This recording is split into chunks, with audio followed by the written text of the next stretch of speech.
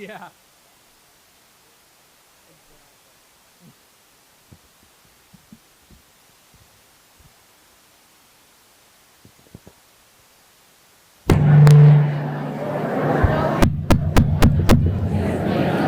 Hello, everyone, and welcome to the annual West Bridgewater Town Meeting. My name is Jason Ross, and I'll be your moderator for tonight.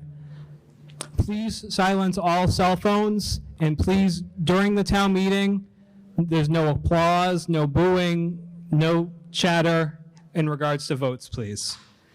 We're going to start this town meeting with an invocation. Who's? Oh, okay. Yeah. Okay. The invocation will be done by Jacob Sahaki from the Grace Church.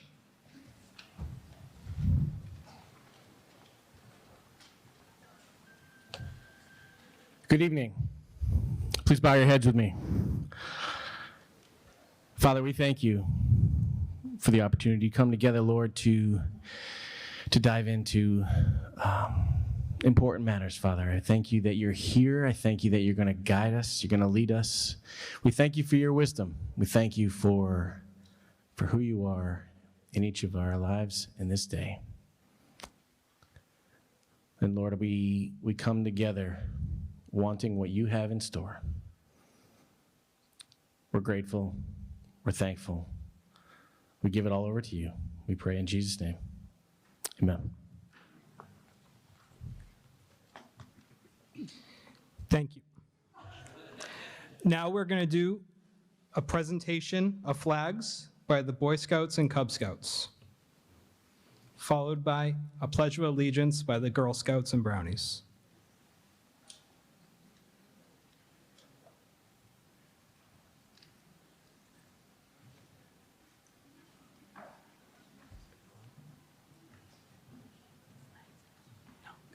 Guys. Eggs are in the wrong hands. Yeah, that's what I thought.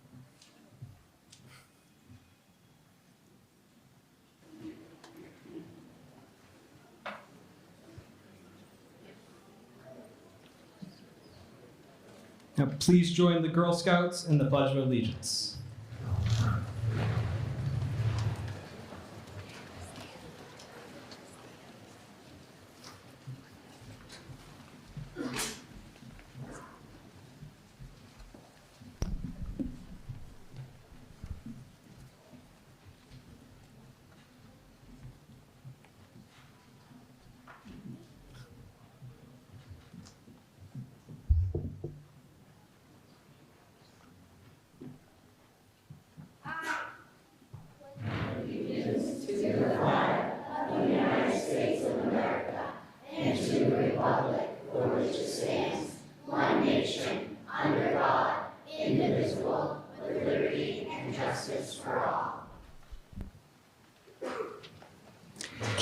Now, please stay standing for.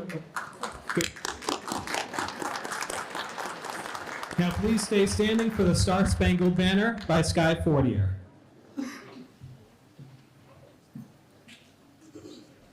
Oh, okay.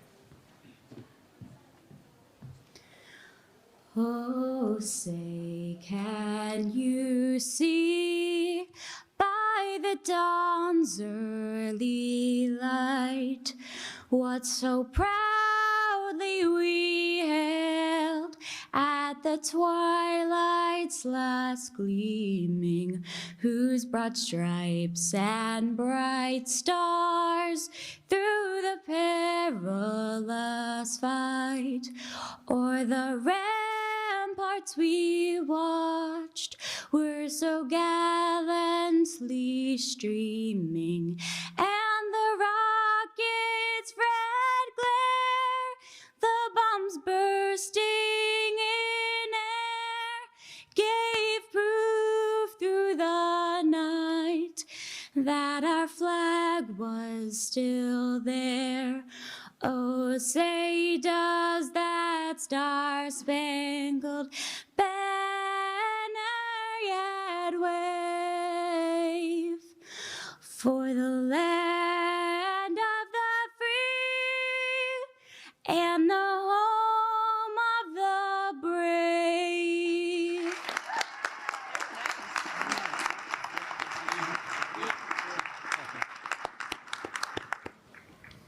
Great job.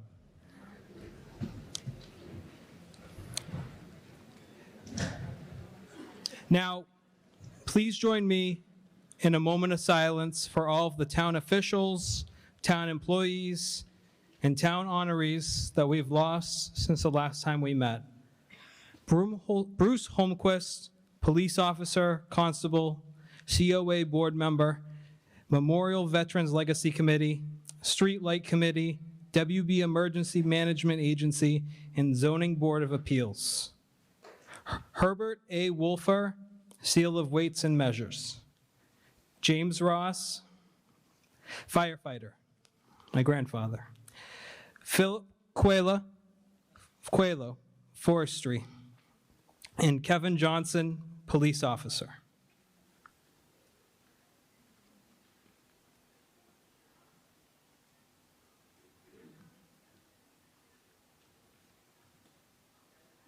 Thank you.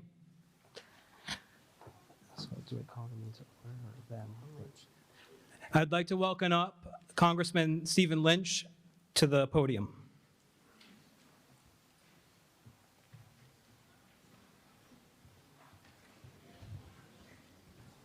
Thank you, Mr. Maurer. Good evening. Wonderful to be with you. Thank you, Mr. Moderator. I realize in reading the warrant there are important matters before town meeting this evening, so I will make my remarks brief. First of all, I just wanted to follow up on the final funding for the final amount of federal funding for the town of Bridgewater, West Bridgewater.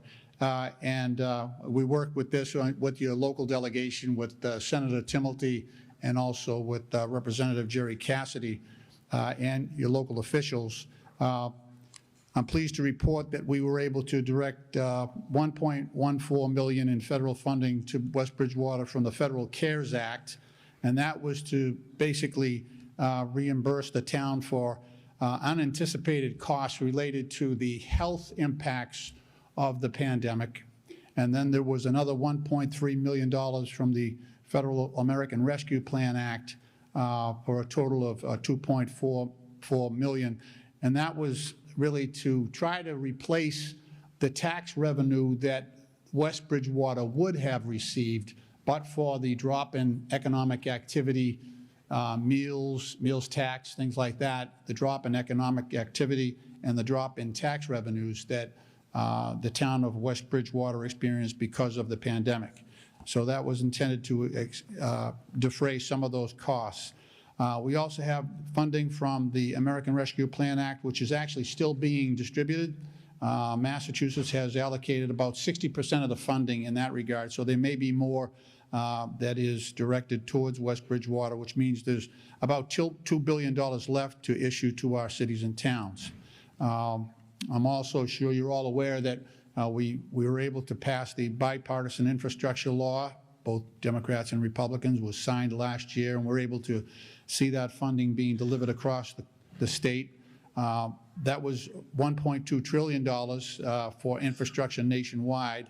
And at the time, I was a member of the Transportation Committee, and we worked closely with our local officials as well, mostly during the administration of Governor Baker. But to date, the state has received $3.7 billion in federal funding and will receive another $5 billion over the next few years for basic infrastructure. Here in Massachusetts, we have some of the oldest infrastructure in the country.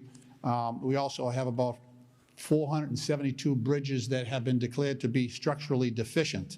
So as an old iron worker, I know the value of making sure that we restore those bridges and provide a safer road network for families that use that every single day. We also directed $1 billion to public transportation and $1.4 billion to improve our water infrastructure. We also received, again, a $1.1 billion injection of federal money to be directed towards those specific. This is the new bridge program, so they'll be vital to the public safety for the entire region. Currently, the most pressing issue before the United States Congress is the raising of the debt limit for our country. So it's not about spending additional money, it's more about paying for the obligations that we already have, paying our bills. And so it's very, very important for a number of reasons locally. We have about, in our congressional district, 18 towns and 3 cities, we have about 86,000 families whose Social Security payments would be at risk if Congress failed to raise the debt limit. We also have about 266,000 constituents who get their health care through Medicare, Medicaid, or we've got thousands and thousands of veterans who rely on federal funding through VA health care.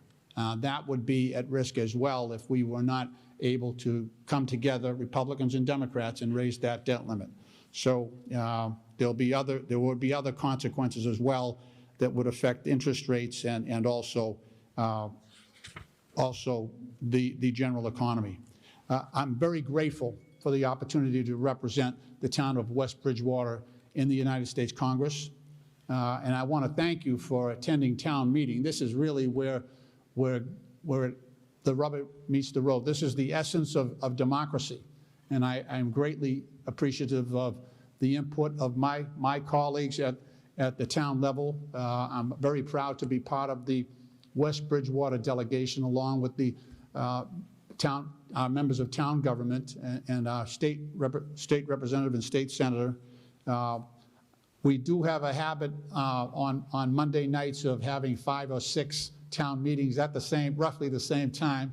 I know you're a little bit earlier here in West Bridgewater, thankfully, but I do apologize that I won't be able to stay for the entire town meeting. East Bridgewater is a little bit behind the ball, behind the curve, later than you. They have their town meeting at 7 o'clock, so I'm going to head over there. But I want you to know what an honor it is for me to represent you each and every day in the United States Congress. West Bridgewater is a shining example of what's best about America. I see how you care for your kids, and you care about their schooling, their education, the way they are raised. I see the way you treat your senior citizens and the respect and dignity that you treat them with. And I know full well the way that you honor your veterans and respect them and provide the dignity that they have earned by their patriotic service to our country. So again, may God bless the town of West Bridgewater, and may God continue to bless the United States of America. Thank you.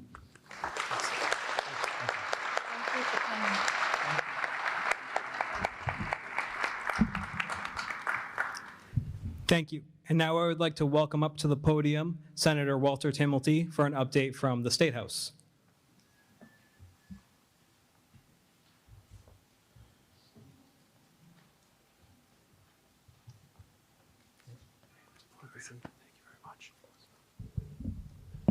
Good evening. Thank you very much, Mr. Moderator. To our fellow citizens of the Commonwealth here tonight, thank you very much. Congressman Lynch, it's always an honor to work with you and Representative Cassidy. Thank you for your great work and being such a wonderful hands-on partner at the federal level. Thank you. To our Select Board, thank you very much. Our Town Administrator, our Finance Committee, and our School Committee, and each and every town meeting member here tonight. Quite simply, I thank you very much for the privilege of working for you folks. I never will forget that privilege, that I work for you and only you. Just a quick update, we are in the midst of our budget season in the Massachusetts State Senate and House of Representatives. The governor came in with a proposal back in February of a budget of $55.7 billion. The House of Representatives finished up their budget exercise in the last week of April, and they came in with a budget number of $56.2 billion. The Senate Ways and Means Committee will come up tomorrow with a budget proposal, and we will take up that budget in the last week of May. With that, I would ask each and every one of you and encourage each and every one of you, any thoughts on budget, ideas, or any topic beyond that pertaining to state or local government, never hesitate to reach out to myself. Your suggestions, ideas, criticisms, I will embrace and I'll take them all to heart. And again, I'll never forget that I work for you folks. My email address is walter.timilty@masenate.gov. I thank Town Administrator Gagney for your input on this budget process, as well as Superintendent Bodwell. Director of Public Works, Ian Atelli, Fire Chief, and our Police Chief, and so many of you in town government and in the citizenry of the town. Again, thank you very much for this opportunity to work for you folks. I understand you have very important, pressing matters tonight, and I do not want to delay you any further. So, Mr. Moderator, thank you for the invitation, and hope everybody has a great night tonight here in West Bridgewater, and God bless you all. Thank you.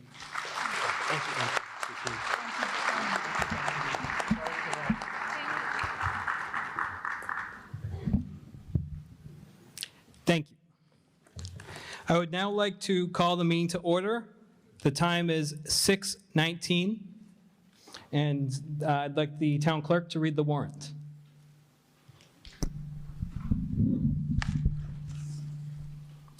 Excuse me, is it on? To either of the constables in West Bridgewater in the county of Plymouth. Greetings. In the name of the Commonwealth of Massachusetts, you are hereby directed to notify and warn the inhabitants of the town of West Bridgewater qualified to vote in elections and town affairs to meet at the West Bridgewater Middle Senior High School in said town, May 8th, 2023, at 6 p.m. Pursuant to within warrant, I have this day notified and warned the inhabitants of the town of West Bridgewater qualified to vote in elections and town affairs to meet at the time and place within mentioned by posting 15 attest copies within warrant at various locations through precinct 1 and 2, 7 days at least before the time of holding aforesaid annual town meeting. Patrick Galligan, Constable of West Bridgewater. Thank you. Is there a second? Is there a second for that? Thank you. Now we're going to move on to the articles. Article 1, Selectman Reyes. Move that the town consider and approve Articles 1 and 2 as printed on the warrant as a single consent article. Thank you. Is there a second? Finance Committee? Finance Committee voted to recommend unanimously, 6-0. Thank you. Board of Selectmen? Recommends unanimously. Thank you. Would you like to speak to the motion?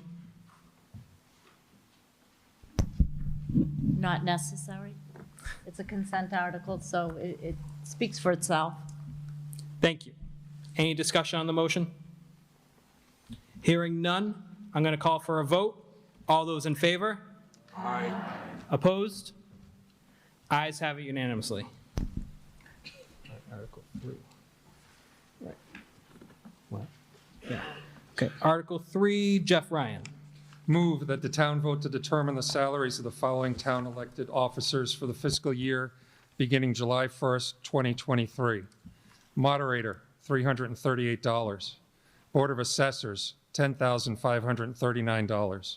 Board of Selectmen, $10,375. Water Commissioners, $7,295.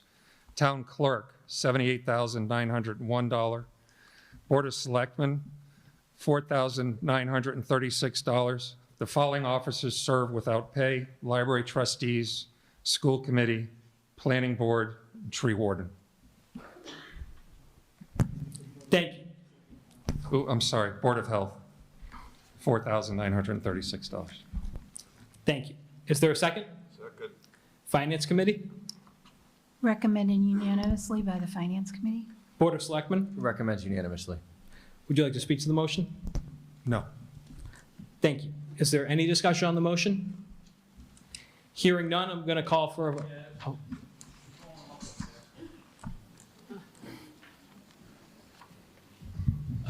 Is this on?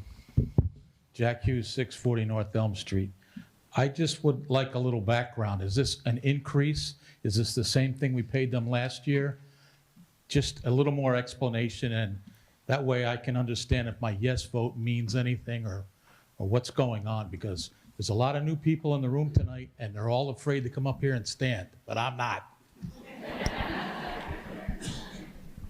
The volunteer position, or essentially volunteer positions, moderator, Board of Assessors, Water Commissioners, Board of Health, Board of Selectmen. That is not a change from last year. The town clerk we treat as an employee because she essentially is an employee, so there was, I believe, a 3% or so increase for her. So what about the Board of Health?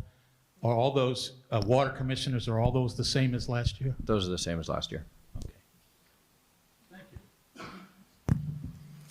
Any more questions? Hearing none, I'm going to call for a vote. All those in favor? Aye. Those opposed? Ayes have it unanimously. Article 4, Janice Fox.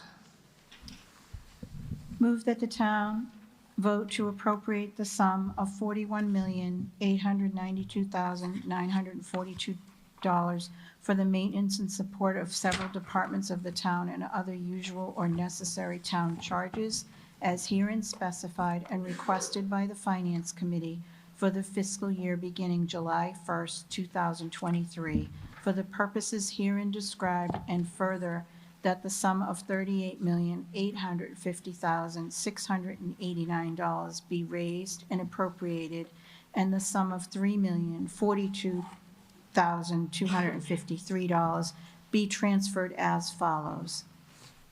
From estimated water revenues, $2,292,253. From emergency medical services receipts, $400,000. From free cash or offset debt exclusion borrowing costs for the new middle senior high school, $350,000, totaling $3,042,253. Thank you. Now, this article, is there a second? Thank you. Finance Committee? Finance Committee recommended by a majority, 5-2. Board of Selectmen? Recommends unanimously. Thank you. Would you like to speak to the motion?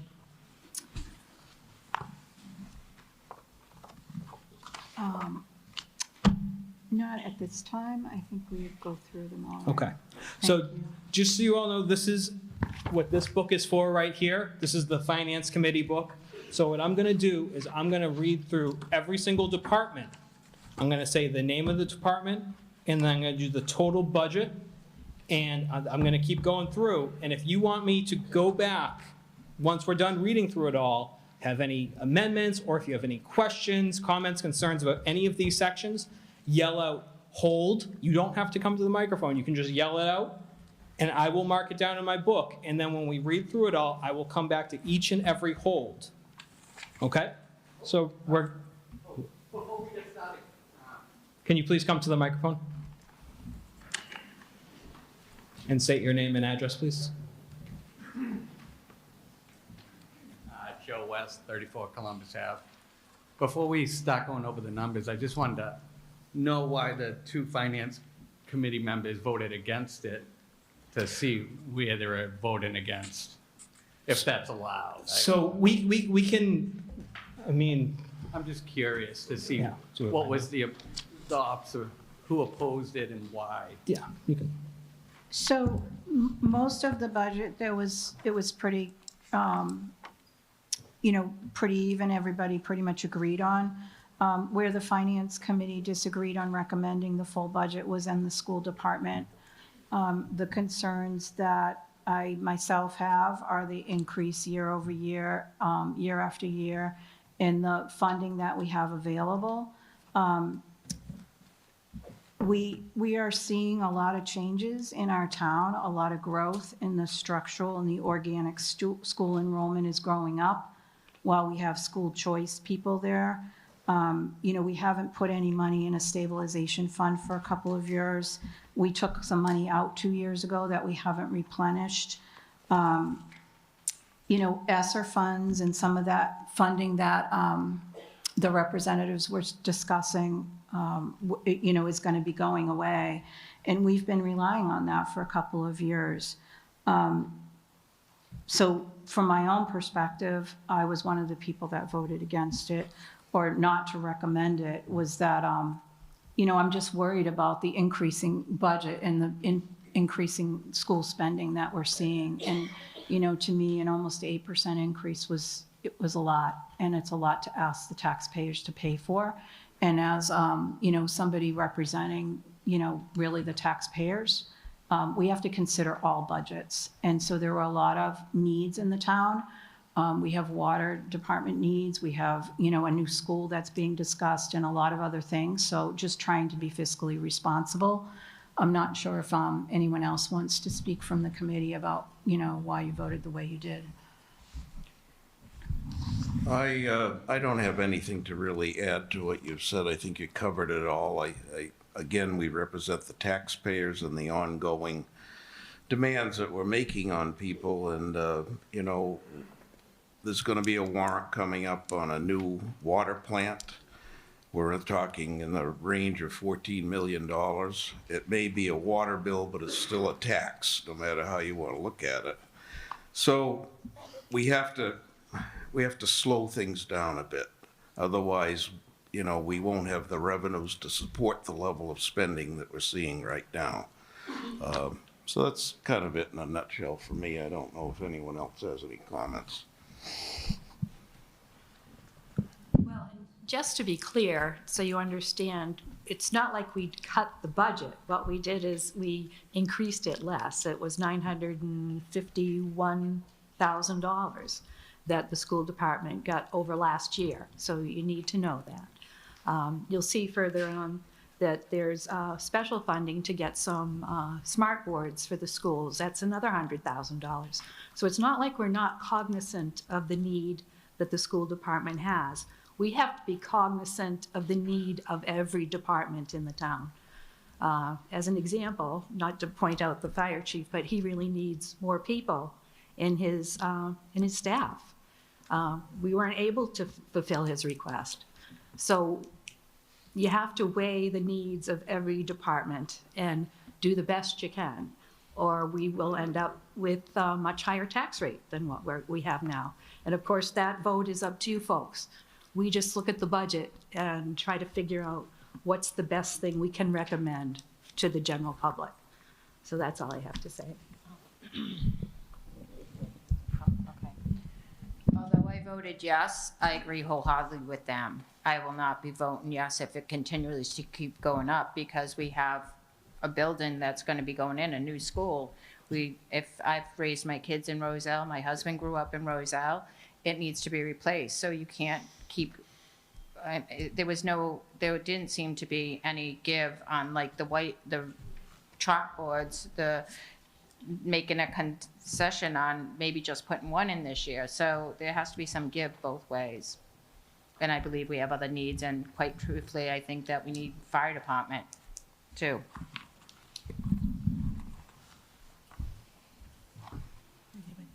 Neil Conley, 376 Walnut Street. We usually go through the budget and we have questions at the end, but there's not enough financial books here tonight, so can we put them up there so we can look at them? I know we have it like this. And first of all, when you people get elected or appointed, whatever, that's your job. You don't have to apologize to nobody. The buck stops here. Either speak up or whatever. And the school budget's always been a big budget. It keeps continuing growing. Even if you don't vote on it tonight, we got to really figure out what's going on with the school and how come it's going so explosive. It gets a lot of money coming into it. I'm not saying nobody's stealing it, and it's cost us an arm and a leg. I was here when we did the free choice exchange students. A lot of people can moan and groan all they want, but sooner or later, the economy stinks now because inflation. Wait till you start losing your job with inflation. You have no money to pay your tax bill. Your tax bill's coming out next month. So whatever you approve here, add that on to it. So don't be in a hurry to spend your money. A lot of people don't have money. They're broke. Okay. So we're going to move on now to me reading through the different departments and the budgets. Any questions, comments, concerns? Maybe you change your mind, but if you're even thinking of having a question, call out hold and we can go back to it. Starting with moderator, $788. Board of Selectmen, $390,801. Town planner, $279,597. Finance committee, $3,100. Reserve fund, $67,000.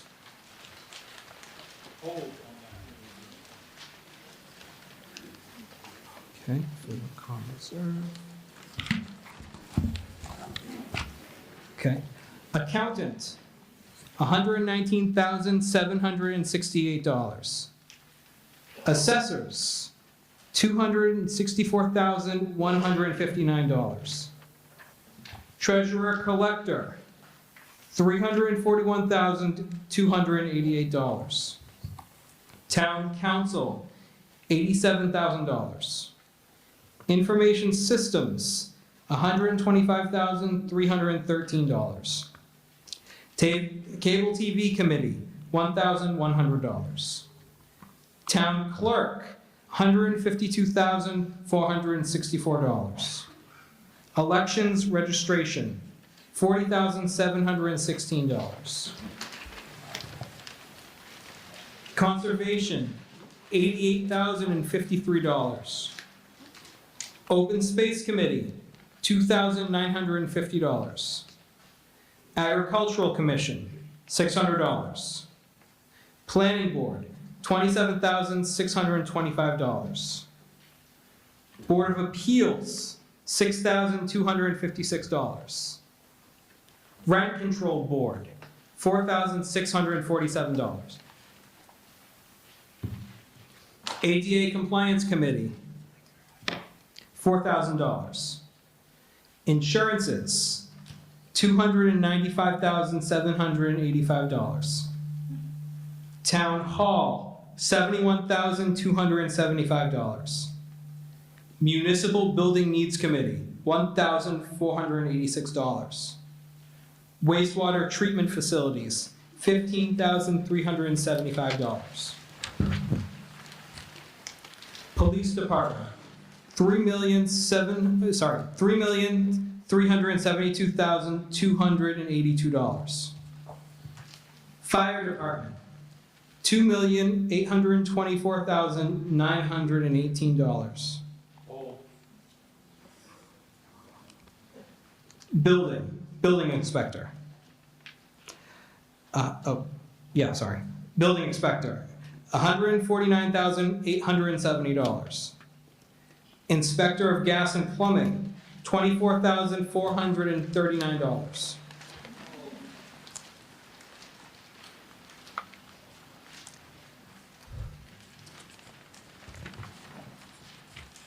Sealer of Weights and Measures, $6,302. Inspector of Wires, $24,439. Canine Control, $8,250.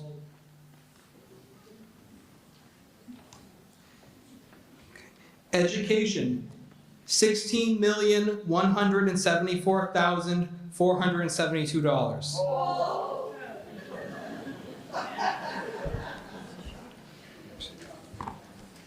Southeastern Regional Votech School, $850,084. Public Works, $1,411,624. Public Works snow removal, $91,300.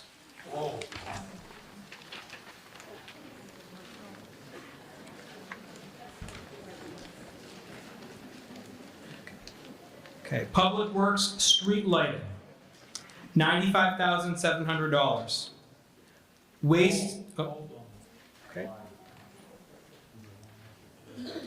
Waste disposal sanitation, $358,646. Tree warden, $400. Board of Health, $120,744. A New Day, is that New Day? Is that the name of the department?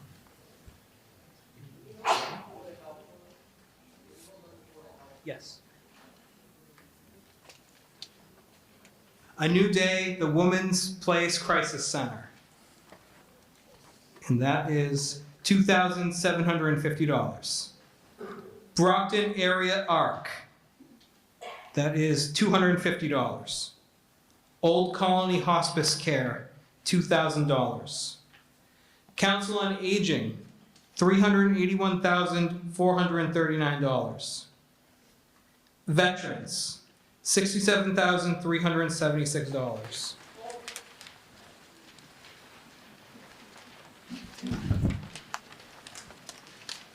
Library, $566,327.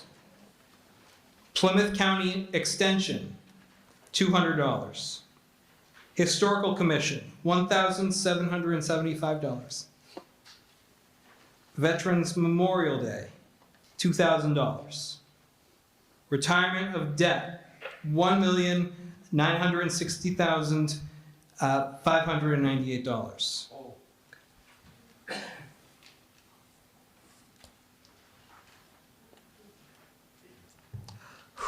Interest, SRMD school. Oh, sorry. Interest on long-term debt, $824,095. Interest on yes. Interest on short-term debts, $75,000. Benefits, $7,812,263.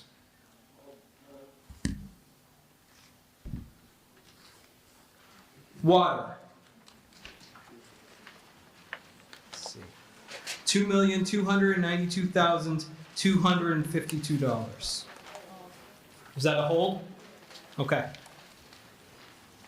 And as it currently stands, the Finance Committee budget has a grand total of $41,892,942. So those are all of the departments. Now we're going to start in order of all the holds that were placed. Starting with the first hold on the FinCom reserve. So my question is, it's for $67,000, right? Is that more than last year or less than last year? It's the same? Did we put, what happened to the 67? Did we spend it that we put in last year? So we can now accumulate it. How much is in the whole reserve? It does not accumulate year over year. So we didn't spend it. Right. Did it get used by other departments? A portion of it was used, 31,000 it looks like. The remaining would go to free cash. Like other unspent budgets, it goes to free cash. Did any of it use for like snowplow? That's where we usually use that number. No. What was it? I don't remember the items. Okay, thank you.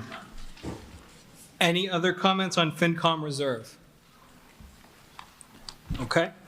We are going to move forward with the next hold, which is the fire department. So my question is, I wanted to know from the fire chief how many are on duty in the ambulance and fire truck 24 hours a day, 365 in the overnight. And what is the target he was trying to get to, and what will this allow? Do you mind repeating that for me?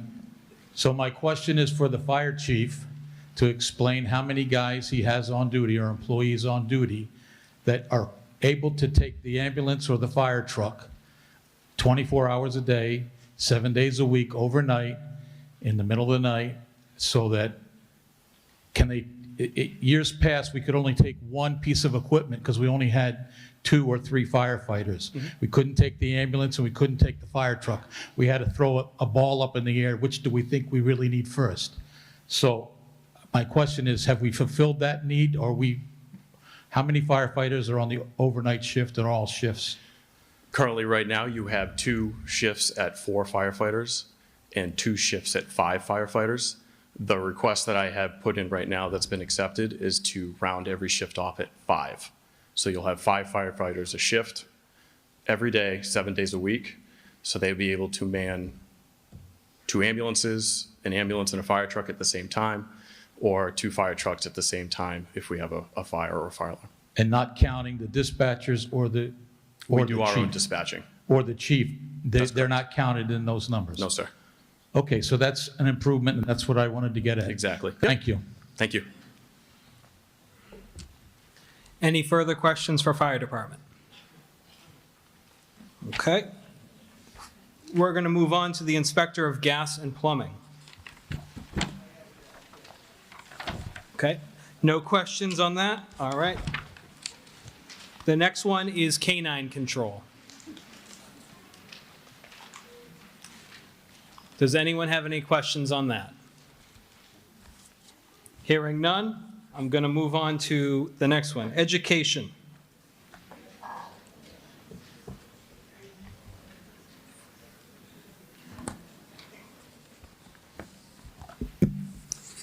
Mr. Moderator, I move that budget 3,000 education in line 3230 be increased by $271,050 for a total budget of $16,445,522. Okay. Is there a second? Okay. Sure. So they submitted that amendment. Second. I did already. Yeah. Would you like to speak to it? Yes, I would, please. So is this written? This can't move, you have to have written article? I Yes. have written it on already. Donna Hume, 2 Wallace Way, School Committee Chair. During the FY24 budget season, the school committee unanimously approved a 7.78% increase of $1,186,586 over our FY23 budget. The Board of Selectmen and the Finance Committee agreed to recommend a 6% increase of $915,000 over our FY23 budget. This left a gap of $271,050 between what the school committee approved and what the Board of Selectmen and Finance Committee recommended.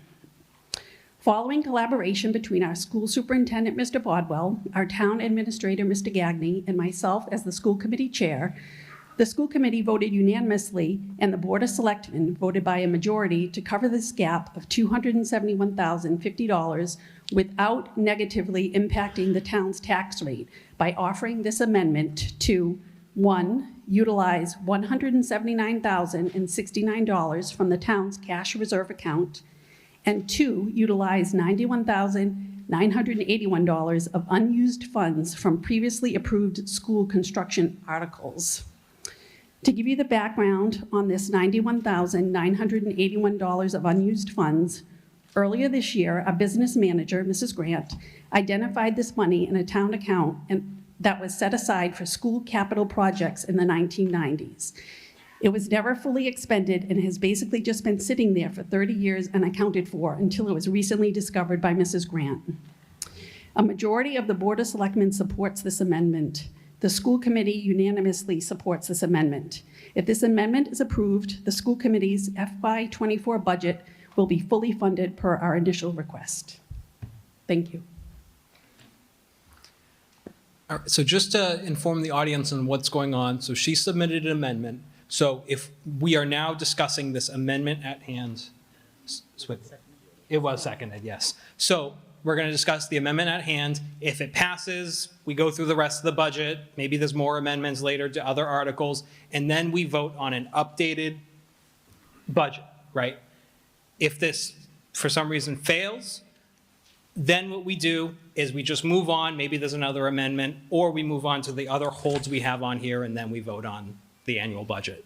Make sense? So if anyone wants to discuss this amendment, you can come up to the microphones, and please state your name and address. Neil Conley, 376 Walnut Street. Just curious, the budget, they asked for 8, they got 6. Am I correct by saying that? And it's, what's the 2% difference? Is what, like, I don't know, I didn't hear the figures, because you should, if you're gonna do an amendment, you're supposed to read it and present it, and it should be up on the PowerPoint so people can see it. It was But about anyways, 270,000. so 270,000, where would that money, what's that money actually needed for? Are you gonna shut the doors down? They're gonna shut the heat off, the lights? Is it going towards, what's it going towards? Teacher salaries? Please come to the microphone if you have something to add. I like these people that come once in a long time. Neil, the school made a presentation after the 277, I think it was 277 was reduced, that I believe it was 5+ staff that would have to be laid off if the $277,000 reduction went through. The compromise is that $90,000 that was left over from previous articles, and just for some clarification, $90,000 did not all of a sudden turn up somewhere. It's actually been on the balance sheet. I checked to make sure myself. It's been on the balance sheet for years. It just sat there. So the money was accounted for. There was proper accounting done. I pulled the 2022 balance sheet just to make sure there wasn't anything odd about it. And from an accounting perspective, it was handled perfectly. It was full transparency that that money had sat there for multiple years. As far as the additional funds to make up the gap between the 90 and the 277, that's coming from free cash. And again, what everyone was told is that it would be, I want to say 5 full-time staff, and other staff was having their hours reduced. Well, I don't know. I don't go to the school committee meeting. And I don't know, because we're just hearing a budget. Are we understaffed at the schools? I hear we're one of the lowest paying towns for teachers. People need a raise once in a while. And when you start taking from these funds to pay, there's other things we're going to have to turn a blind eye. And how much more would it cost a taxpayer just to say, throw the full 8% into the budget, and how much it costs a homeowner? Another $10, $25? I don't know. I don't do those figures. But just to keep taking, and you say there's money left over from articles, when you do an article, my opinion, that's what it costs to do the article. So articles apparently aren't being done, and there's money, cash laying around. And free cash could be used much more constructively somewhere else. You never know what's going to come up. But I don't know. I don't go to the school meetings. I went to a couple in my lifetime. The budget, I know it's a very big budget. When I come in this town in 1988, this budget was $10 million. Now look at it. So just to answer your question, Neil, you mentioned the differential between... That wasn't a question. That was a point. No, before that, always within about 20 sentences, there's a question you have, always. But you mentioned the differential between the 6% and 8%, and it doesn't sound like a lot, but a lot of times what we look at is the base you're establishing. So once you establish the base year after year, it goes up. So we don't just look at the differential, we look at the base as well, and that impact into future years. I'm not knocking you at all. Whatever you decide, that's why you get elected. That's why you get appointed. They don't like it, that's why we have elections. David Schmier, 2 Bresciani Way. I'm also a school committee member. So I would like to ask the Finance Committee, when Mr. Gagne and Mr. Bodwell came up with the idea of finding a solution where we could compromise, why did you not choose to reevaluate your decision on whether or not to support the full school budget?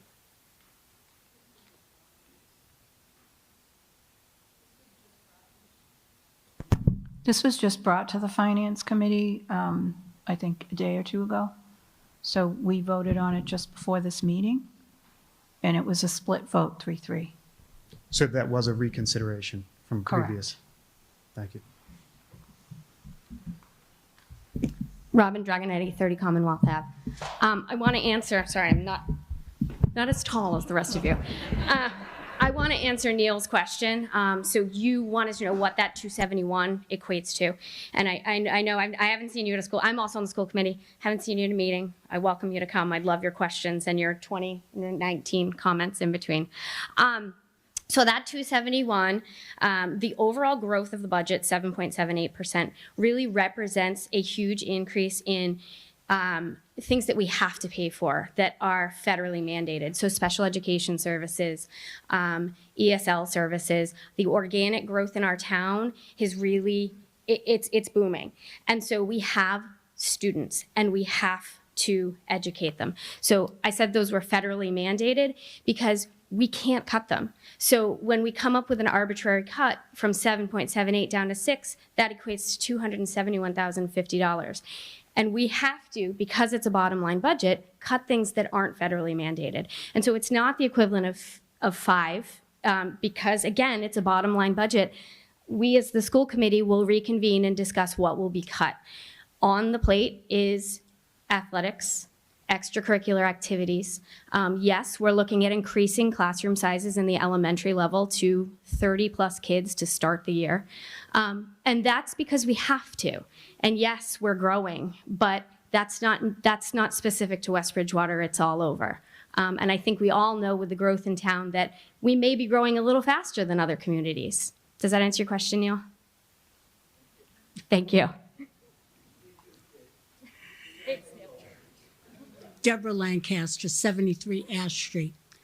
If this amended amount of $271,000 is approved, where is that money going to come from in the next fiscal year budget? That'll be decided next year at town meeting. It would have to come from the tax roll. So there would be an increase in taxes next year, possibly.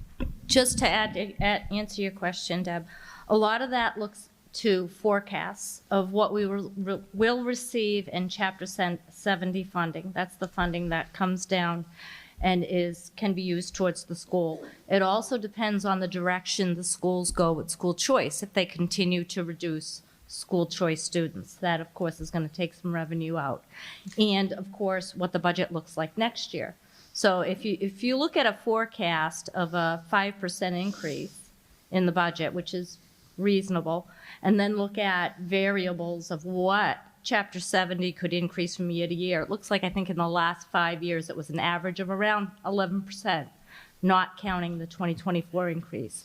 And the increase goes up and down. It's not consistent. You'd be looking at needing about at 10% increase in Chapter 70, you'd come out with a deficit of around $350,000 for taxpayer burden. If you go with break even, you'd need about a 15% increase in Chapter 70. And again, that's looking at a 5% increase overall. So it's not unrealistic that Chapter 70 funds could go up 15%. And I included in that analysis, what if school choice went down by 150,000? But again, it all depends on how those Chapter 70 funds come in. Did we lose federal monies? So we are losing ESSER funds. Those are coming to an end. The school department would be better to answer to that. I think the last allotment of ESSER funds was approved at $550,000, but I don't know if it's been used or not. Okay, thank you. It's Jack Hughes, 640 North Elm Street. I'd first like to thank the town, David Gagne and Mr. Bodwell for working to come up with what looks like a compromise to try to fit into what the school committee needs to get in their budget. I thought that was pretty creative, but there's $190,000, I think it is, that's coming from free cash, right? How much? 179 from free cash. How much is there in free cash that we can spend this year? Because there's other probably articles later in that are going to want to use free cash as well. So how much of it is available? So we are going to spend in subsequent articles the majority of our free cash. Again, we try not to borrow if we can help it. So right now there's a little over $200,000 available in free cash. So we have the ability in free cash to spend the 179. So we're going to spend 179 of the 200 available. It's so when we orchestrated the budget, we purposely set aside, was it 270? Yeah, but Okay. what was the amount before the articles that we have later on? So originally, we had $1.2 million in total of free cash. Most of that is going to be spent. And then knowing this issue was going to come up, we orchestrated that we would have $271,000 available in free cash just in case we needed it for this very purpose. We'll now spend $179,000 of it on this compromise. Okay, that was a good explanation. Thank you.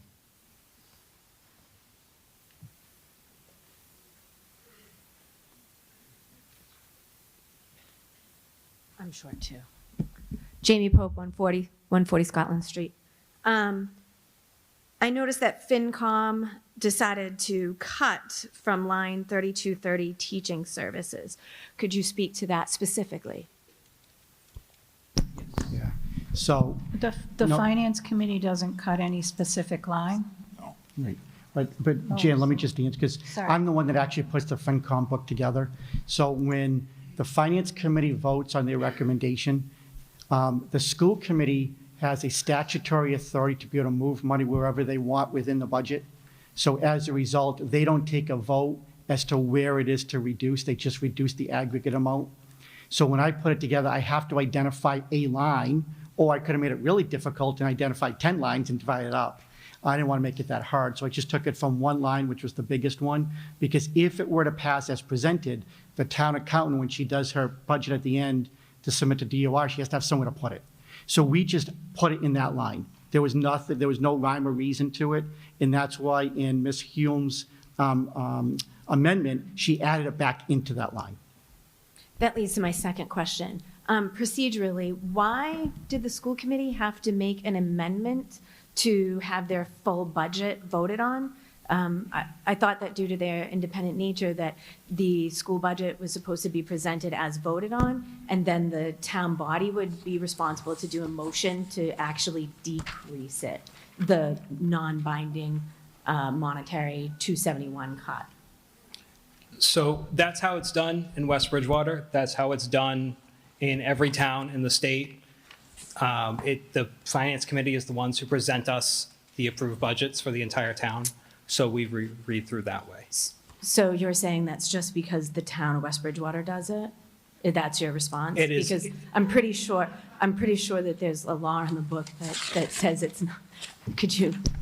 So basically, the warrant that's presented to town meeting is a warrant that the budget is the budget that's submitted by the Finance Committee. So this is in Mass General Laws.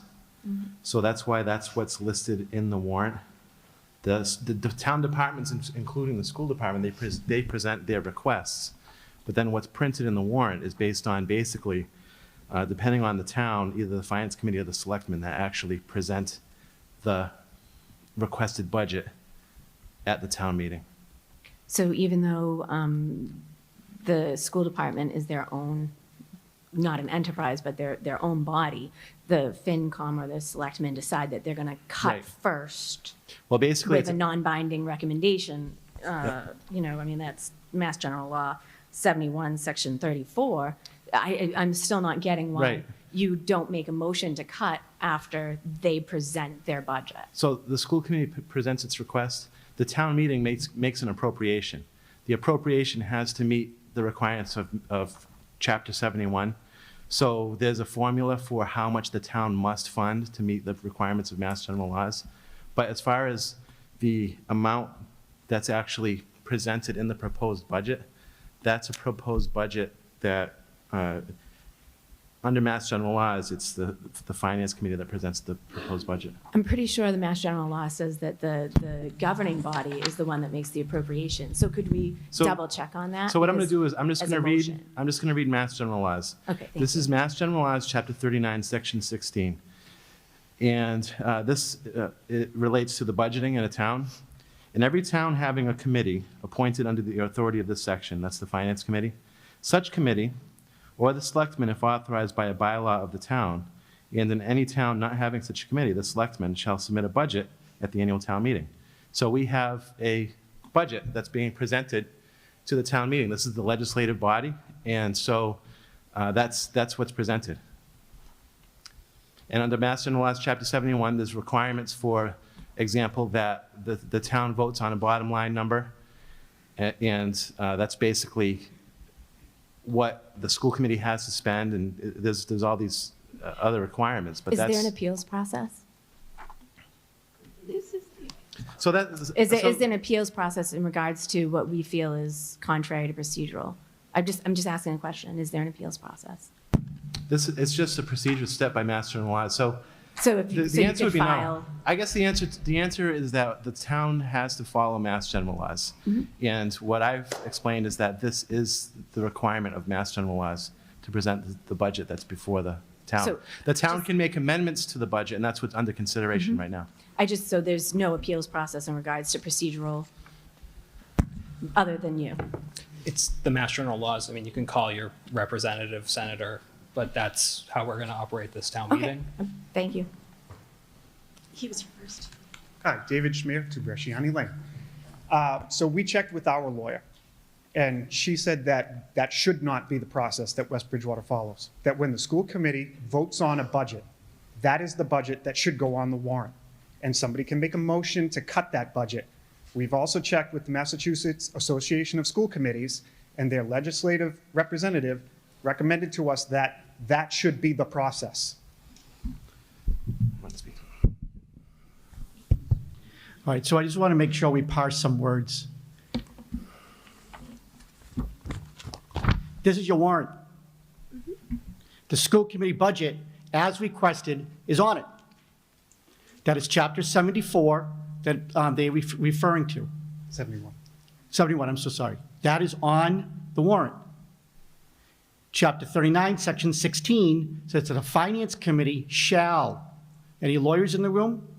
Shall means that that is the budget that will be submitted at town meeting. The only gray area is that there is nothing in Mass General Law that requires which budget that the moderator will read. They must both be on the warrant for the school department. It is. This town has a culture of the moderator always reading the Finance Committee's recommendation. Procedurally, it makes sense, because if you go to the original article, Article 4 that Ms. Fox read, $41 million, so much for appropriations, so much for transfers. If we read all the other budgets for the Finance Committee, and we read the school committee budget separately, that line would be out of balance. It wouldn't add up. So that's why we have to do it the way we do it. However, this is the legal appropriating body. Both Chapter 71 and Chapter 39 provides for the fact that the appropriating body, you, can make whatever changes and amendments on the warrant that you see fit. That is the process we've always followed. That is the process that is outlined in Mass General Law. This is your warrant. Both are on there. Both are noticed to every single person in the entire town. The Southeastern School District presented their budget to the Finance Committee and the Board of Selectmen. No recommended cuts were made to that, because they are the authority on that regional school district. Incorrect. West Bridgewater School. But Mr. Moderator, Southeastern Regional is another budget that's been held. We should discuss that one there. But that statement there is not factually accurate, and I will be more than happy to speak to it when we get to that budget. It was Agreed. We my will call get to for the that, Southeastern when. Hi, Caitlin Bell, 43 Highland Ave. It's my understanding that Chapter 70 funding is allocated based on needs of the schools. Is that correct? And that the check itself is cut to the town. Is that correct? Was the full Chapter 70 allocation applied to the school budget? Yeah? And that does not impact taxpayers at all, that full Chapter 70 funding? Sorry, Chapter 70 funds do not cover the entire school budget. I understand that. So I was just all asking of if the the chapter- full allocation of Chapter 70 funds was applied to the school, because it's my understanding the check is cut to the town can use those funds in other ways. I just wanted to ask if those funds were being used in full for the school department. Yes. Yes. And then the growth of the school budget, is that in direct correlation to the growth of the population of the town? Because it's not 1988 anymore, and the budget isn't $10 million. We have new kids coming in every day, new houses being built every day, new apartments. Is the population growth of the student body in line with the growth of the school budget? No. No? Thank you. Tim Churchill, 2 Cornerstone Lane. Now, to be honest, I'm not exactly sure where this question should be directed, but I have to point out that if the school committee is going to request another $270,000, in addition to their annual increase, it seems somewhat ludicrous to me that we're willing to spend $100,000 on smart boards. Does this not seem somewhat financially irresponsible, that if we need this additional $270,000 in order to not lose staff or to lose... I'm sorry, but that is actually out of scope. Okay. Thank you. I'm sorry, $100,000 is out of scope. You can bring it up during the article. that we talk about the smart boards, but that's a separate article from here. But thank you, though. Bob Smith, 67 Sunset. So you mentioned that what the school committee has asked for is on the warrant here. I'm looking at the warrant, and what I see doesn't seem to match up between, hang on, I may have just answered my own question. Never mind, the numbers add up. What Ms. Dragonetti and the amendment are speaking to do cover the difference there. And I do want to echo the statement about the growth of the town and the size of the classes in respect to how much we do need to grow. In 1988, the average class size, the entire graduating class size of West Bridgewater was approximately 50 students, 50. And we are far more than double that at this point. I think we need to consider the school choice children. Can you speak to how many children we take in from school choice?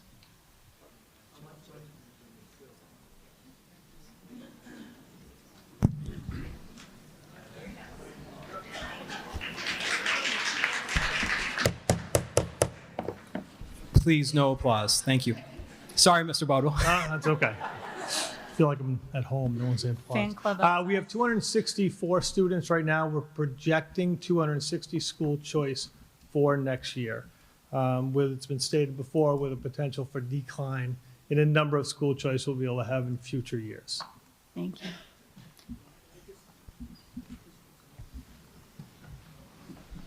Neil Collins, 376. How much money do we bring in when we do a school choice student? And how much money have we had to give out because we had to send a student to some other school because we not had the capability like a handicapped individual? We used to talk about this in the past. Okay, so it's two separate things. For every school choice student, we get the maximum of $5,000 per student. This year in our school contributions line, we've budgeted $1.35 million. That is actually a decrease from last year. We're at $1.5 million. So that money coming in supplements about 14% of our overall operating budget.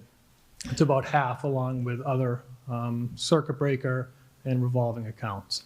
Out-of-district placements range. About 1.2% of our population are placed out of district, but it's about 12% of our overall budget. Those placements can range anywhere from 30,000 to 60,000 up to over 300,000. That doesn't include transportation costs, which could range anywhere from $30,000 to $90,000 a year. Well, do we depend on the school choice? Because I was here when we didn't have it, and I was here when we did create it because our schools were empty. Now we're full or expanded. But do we Yes. have to continue in this school choice? We do.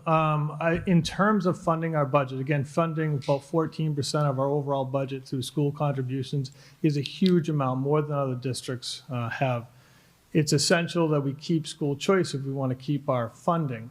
The reality is our funding will go down as the number of school choice students go down. Last year, for example, in the elementary level, from grades K to 6, we probably had about 8 or 9 school choice students come in, which is a stark difference from years past. We might have 30 to 40. So that decrease right there, because we don't want to overcrowd the classrooms, is starting to create a budget deficit. Every 10 students we lose is 50,000. Again, projecting losing 30 a year is going to create a budget deficit.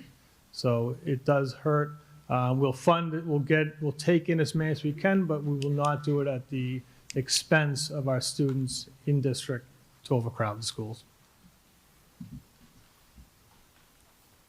Jack Hughes, 640 North Elm Street. I just want to say, because of all the explanation, the $270,000 is basically there. I think we should vote for this amendment.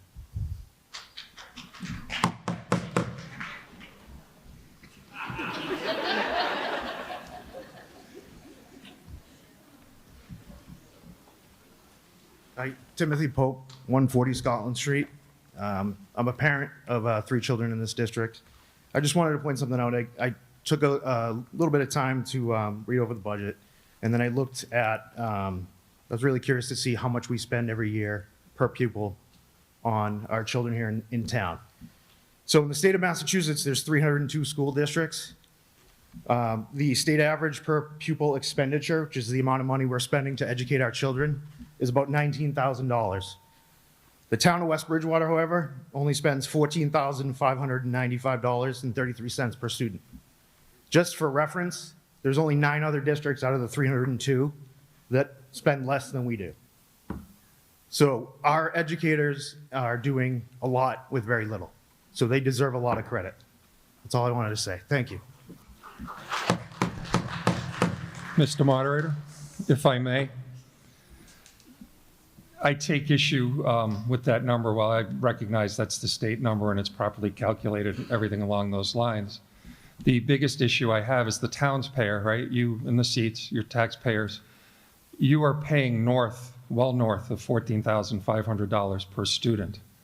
But what happens is when we bring school choice students in, and I am in favor of school choice, it definitely offsets other money. But when we bring school choice students in, we get $5,500 per student. That dilutes that dollar spent per pupil. If you were to remove school choice students, just in basic math, from the number of students and from the budget, when you do that budget, a budget will come out much closer to $16,000 per pupil, not $14,500. So when you bring 260 kids in at $5,500, when the rest of the town, you're paying north of that, you're paying close to $16,000 per student. You dilute that number with school choice. Now, school choice has other values. It adds to the bottom line budget. It fills some empty seats. But when it comes to that number from the state, that number is diluted and it does not accurately represent what you as taxpayers pay on a per student basis for the school. Thank you. Excuse me, Mr. Moderator, I'd like to add to that. The other misnomer about putting a price tag on a child's head is that the education they're getting, we have, and correct me if I'm wrong, a very low dropout rate, a very high MCAS score, and a very high graduation rate. So our children are being educated for less money than what other towns are spending. I guess I'd be disappointed too if I was hearing they were getting a subpar education too. I don't believe that's the case. I believe our educators are doing an excellent job. We just happen to be doing it for less money than other towns. And to that, I'd congratulate the educators because they're giving our kids what they need. They're graduating them and they're doing it for less money. Other towns are willing to spend a lot of money. I don't know if they're necessarily getting what they're paying for. You look at what towns like Milton, Newton are spending in their classrooms, it's astronomical. Now we could certainly do that and the taxpayers would pay for it. Rami Itani, 1 Timothy Drive, a non-voter in the town. 2 things. Number 1, you mentioned 16,000, correct? That's much lower than the 19,000 that Mr. Pope just mentioned. Number 2, Mrs. Reyes, I thank you for your service to the town, but I do take offense to what you've said. Our children are not a compromise. Our children are the future of this town as well as of this country. Thank you. And next, excuse me, sir, next time you come up, since you're a non-voter in town, can you please ask the moderator permission before you come to the microphone, because you're not a voter in town. Robin Dragonetti, 30 Commonwealth Avenue. So I want to speak to Mr. Ryan's comment about per pupil expenditure. Yes, we would be above what we are if we backed out school choice. However, remember that school choice fills the empty seats that once were in the classroom. So yes, it deflates our number a little bit, but to Mr. Itani's point, I am a voter, so I will say it. We are still well below state average. And then to Ms. Reyes' point, I appreciate you bringing up our high success rate of our students, but those are for our regular education students. And our special education students are doing relatively well, but they're not doing as well as their peers across the state. They are not doing as well on the MCAS. And as a school committee member, I've heard from many of you that you don't feel that your parent or your children, your special education children, are getting what they need. And so this budget was developed so that all children get an equitable education. Smith, 67 Sunset. Ms. Reyes, you mentioned that, we're doing so much with so little, but at what cost? How much better could we be doing? I'm sure that most of our teachers would probably not come up here and say that they're being paid equitably for how much they put into the system, how much effort they put in on a daily basis, how many hours they work, the size of their classes. Nobody's getting rich or wealthy on this. They're doing it out of love for what they do. Why are we shortchanging anything here? So actually, you brought up a good point. We are funding the full budget. So everything you've asked for is what you should get from this budget. I do believe what we're voting for is, I can't do the math really quickly, but approximately $200 and something thousand less than what was asked for by the school. No, What is up for vote right now is the amendment that was offered by Ms. Holm. Right. And then we can go to the rest of the amendment. Then by correct, in passing this amendment, that would bring us up to what the school has asked for. Correct. That is correct. Which was adjusted by fiat by folks up here, even though Ms. Fox said that that was not what they do. I don't understand the question. Yeah, I don't understand. I don't what- understand that either. No, but, okay, one more question. So I'm sorry, I just want to clarify. We don't cut lines within the budget, or we don't even cut the budget. What we are doing here as taxpayers and members of the school committee is making a recommendation to the town of what the finance committee feels is an appropriate level of spending. How the school spends that bottom line number is really up to them. So we haven't, said, oh, lay off teachers or cut sports, or that's not for us. And we're not even cutting it. All we're doing is recommending an increase that's a little bit lower than what they asked for. You all folks here, you're the ones that make the decision. Right, but we're not voting between one or the other. We're voting on what the finance committee has recommended. No, You're voting on an we are voting right now on the amendment that was offered Right, by so Ms. I'll get Holm. up and speak again if this doesn't pass. I'll get up and speak again about that other issue. Right. Do you have any new information to offer? Let's just move on. Okay, we're going to move to a vote. It's going to be a voice vote, and if it's too close to call, I'm going to do a secret ballot. But yes vote is in favor of Ms. Holmes' amendment. A no vote is obviously not in favor of that amendment. Okay, all those in favor, say aye. Aye. Opposed? No. Ayes have it.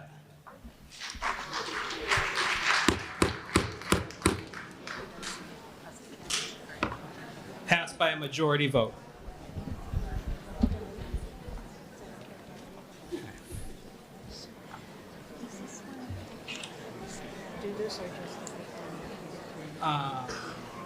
That's it. I think so, yeah. She's asking about that's later. Yeah, later. Okay. Okay, the next hold is on the Southeastern Regional School Committee. Real quick, Mr. Moderator, Neil Conley, 376 Walnut Street. How come it's gone up $200,000 from the last budget to this budget? I'm on the wrong page, figures. Please be respectful.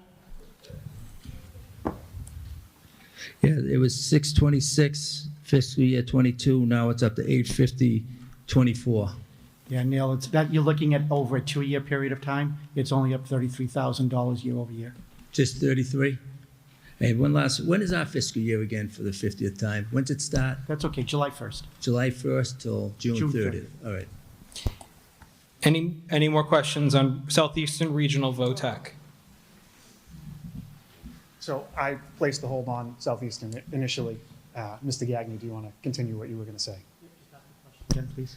Yeah, so I watched the presentation of the Southeastern School Committee, their administration, and there were no recommended cuts, from what I could tell, to what they proposed as their budget. Yet the West Bridgewater School District, which also has an elected body, which represents the people here, to present a budget that we feel satisfies all of our educational needs. That budget was recommended for a cut.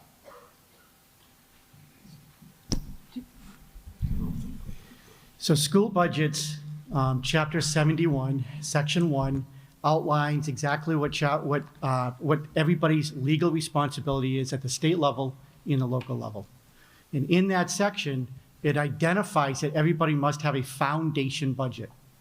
That budget is determined at the state level, and every municipality is a requirement to fund it at the minimum level. You just approved a budget of $16.4 million for your local school, but your foundation budget is $13.2 million. You're $3 million over. That's okay, it's your choice. Southeastern's regional foundation budget for West Bridgewater is $850,000. We're required to fund it at a minimum. That's what's in here. They're exactly at the state required minimum. That's what they requested. That's what we recommend. And the per pupil expenditure for Southeastern, I think, is about $21,000 per student. That's far higher than West Bridgewater's per pupil expenditure. It's a different kind of school, so it is a different thing. It's not apples to apples. But if we want to talk about how much we're spending on our kids, You can't. we can't talk about how much we're spending on our I'm kids. sorry, it's not comparable.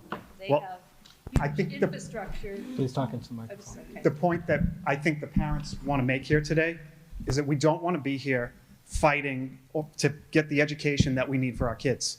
When the school committee develops a budget, I think the parents here believe that it is the appropriate budget to educate our children. And I think that's the message they're trying to send to you today.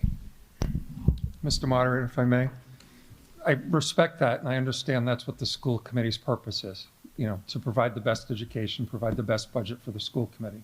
What I wish that some people would understand as well, as previously being on the finance committee and now on this side of the table, if you will, our responsibility is to try to come up with the best budget for the town and represent the entire town. Not just the students, not just the elderly, but find a balance between all of it. And that is a challenge that everybody up here is trying to do.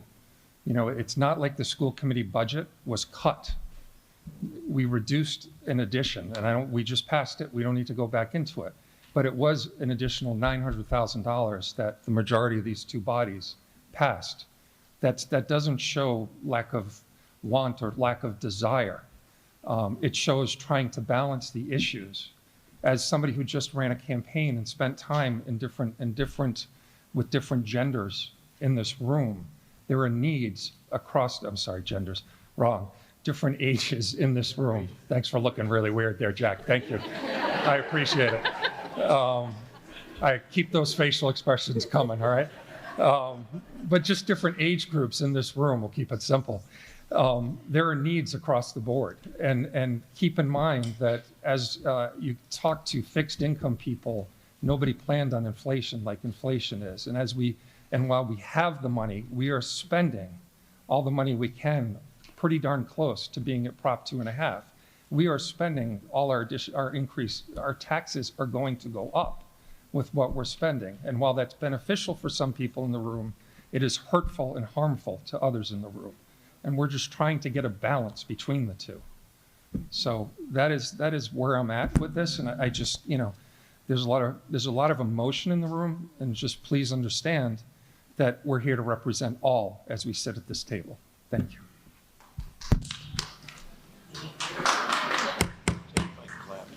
Any further questions on Southeastern Regional Voc Schools? Peter Turner, 390 Forest Street. Back at least a decade ago, there was a discussion about this, and the question is regarding that $21,000 number. Once upon a time, West Bridgewater would pay, well, this year's number is $21,000. Brockton would pay $20,000. The town would pay $22,000, depending on what the congressman decided to assess. Is that still the case, or is it the same per student across all towns, all students? So we don't pay Southeast Regional a per pupil expenditure. I understand that, They sir. come up with that formula. We just pay what we're required to by law. So at $850,000, I think we have 64 students that are going there this year, I may have inverted, maybe it was 46, but 64-46. And so they just let us know because it's a state formula, $850,000. That's the bare minimum. We must pay it. We have an obligation, regardless of what the per pupil expenditure comes out to. It is what it is. It is not part of our process or our methodology. Any further questions? Hearing none, we're going to move on to Public Works snow removal.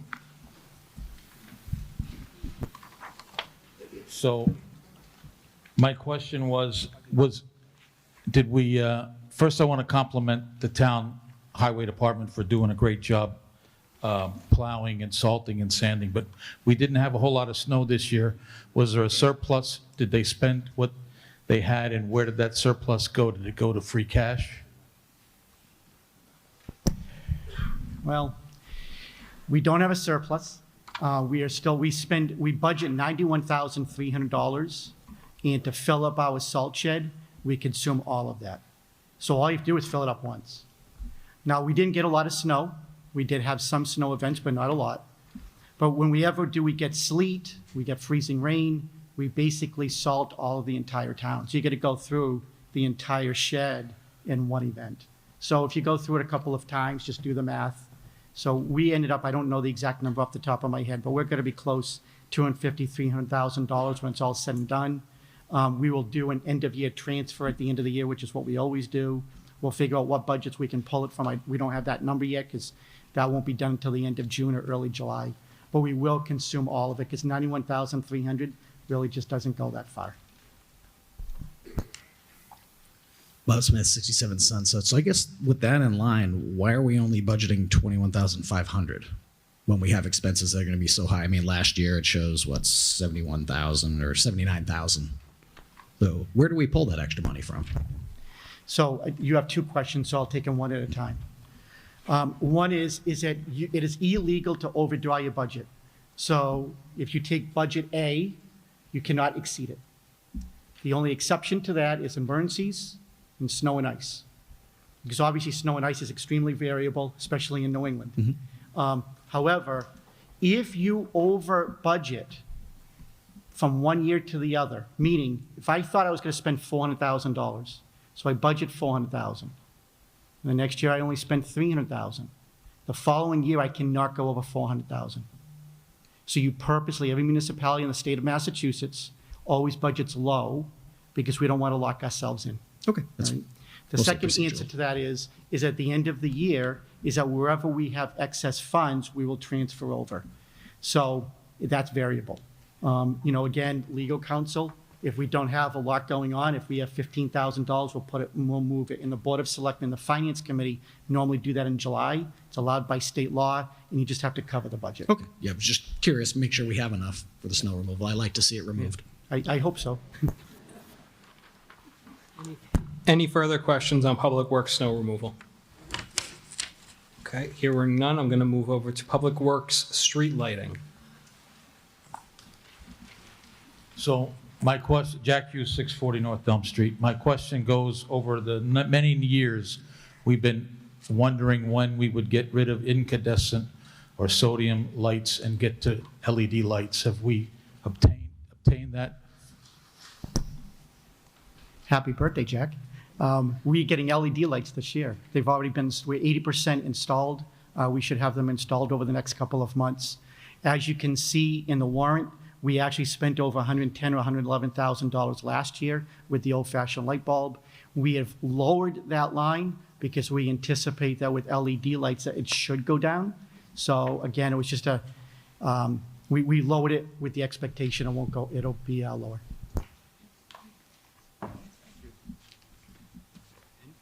Any further questions on street lighting? Hearing none, we're going to move down to Board of Health. Okay, hearing none, we're going to go to Veterans. Bob Smith, 67 Sunset. So just looking at here at Veterans Benefits Cash Assistance. I'm a veteran myself, so thank you for budgeting for that. I don't understand how or if it's getting used at all since the actuals for 22 there's nothing there. There isn't even a zero. So do we know what's going on there? If it's not being spent, what can we do to make sure it's going to the veterans that need it? So in FY 2022, according to the veterans agent, they did not have any cash benefits paid out. That doesn't mean that there weren't other services that were provided. However, I cannot speak more in depth to it for two reasons. One, I'm not the veterans agent. Two, some of it is confidential. Not everything that's not entirely subject to public disclosure, i.e. if you're getting a cash benefit. But you'd have to speak to veterans, but at least in that year, there was no cash benefit paid out.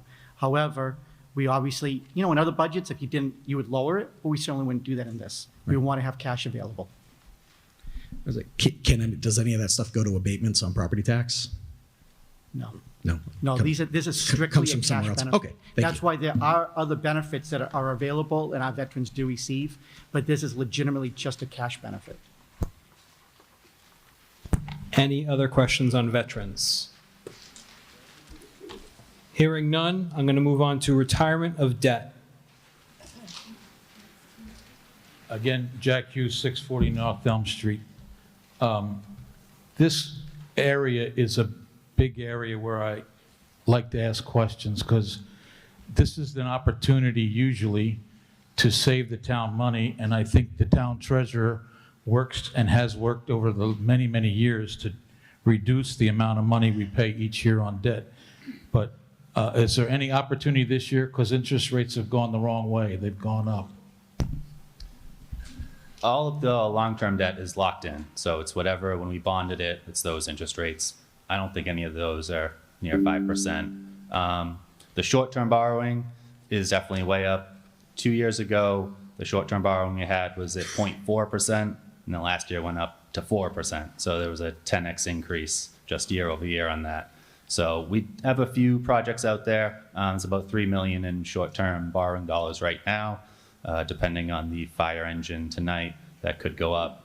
But How many years are left on the school, the middle senior high school? like 17 or so. There's about 22 million left on it.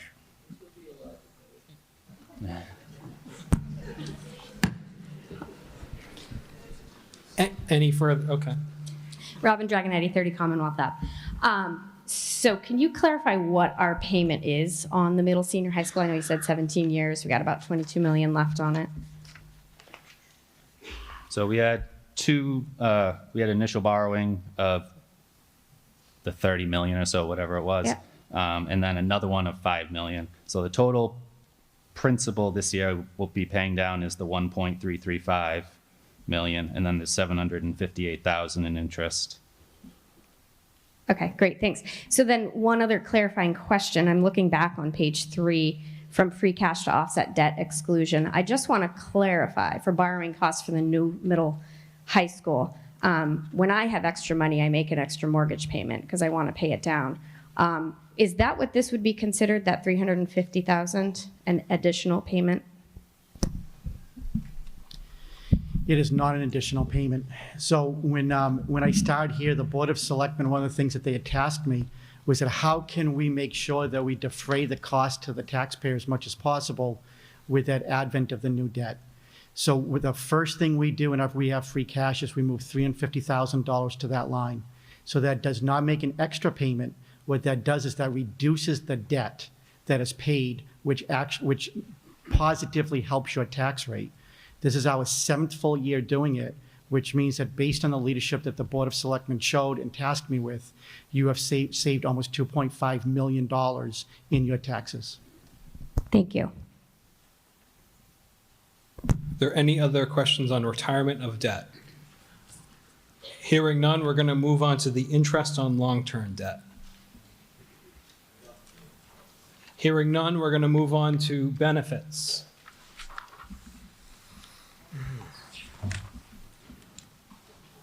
Only 376 Walnut Street. Can you just tell me the? I'm not on that page, so. Page 15. All right. Now you're talking about all the elected officials, all appointed, everybody that works for the town.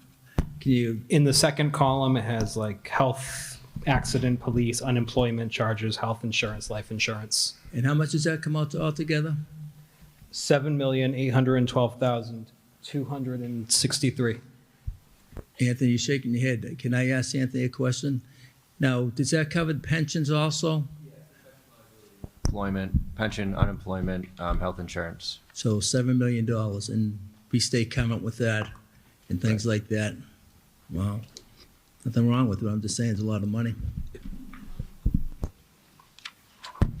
Any other questions on benefits? Mr. Moderator, could I just make a quick statement? Yes. The retirement line this year is at 3.1 million. The Plymouth County retirement system is trying to be fully funded by 2030. So there's going to be an increase in that up until 2030. But then after that, our contributions will just be minimal because the whole county retirement system will be fully funded. So we should see a significant drop off at that point, and then we'll just have to pay for the current retirees.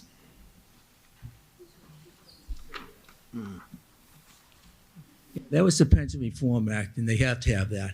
But I'm just saying, are they telling us how much more we have to pay for the pensions? They do an actuarial study every 2 years. It's a little above me. Well, what are they in? Are they in the green, yellow, or red zone? Do you know what zone? The county system's very healthy. Yeah, so they shouldn't be asked for more money if they're in the green zone, because that means they're in the good zone on the Pension Reform Act. If they're in the red zone, then there's a problem. If you're in the yellow zone, you can make a few adjustments, but you can't. But the green zone, you can make adjustments. So if they're asking for more money to make it better, it wouldn't make sense unless your investments are making money. And I know Ms. Goldberg, she's in charge of it. And I used to talk to her about it, but it is what it is. I know it's a big pension, and people are entitled to the pension. I agree with it. It's healthy. They're really trying to stick to the schedule. We are moving on to the Water Department, the last hold. Any discussion on the whole of the Water Department? Hearing none, that concludes all the holds. So now, considering that the amendment was passed, we have to amend the budget with the new total.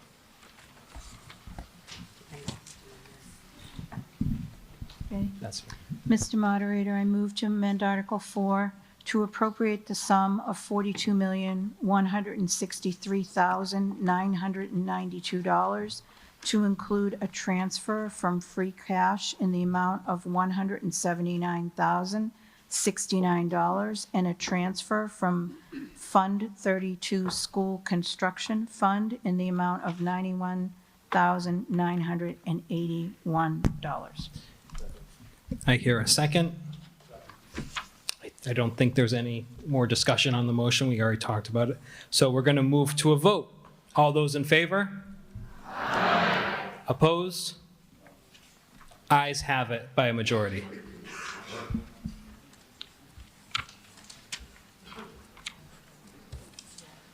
All right.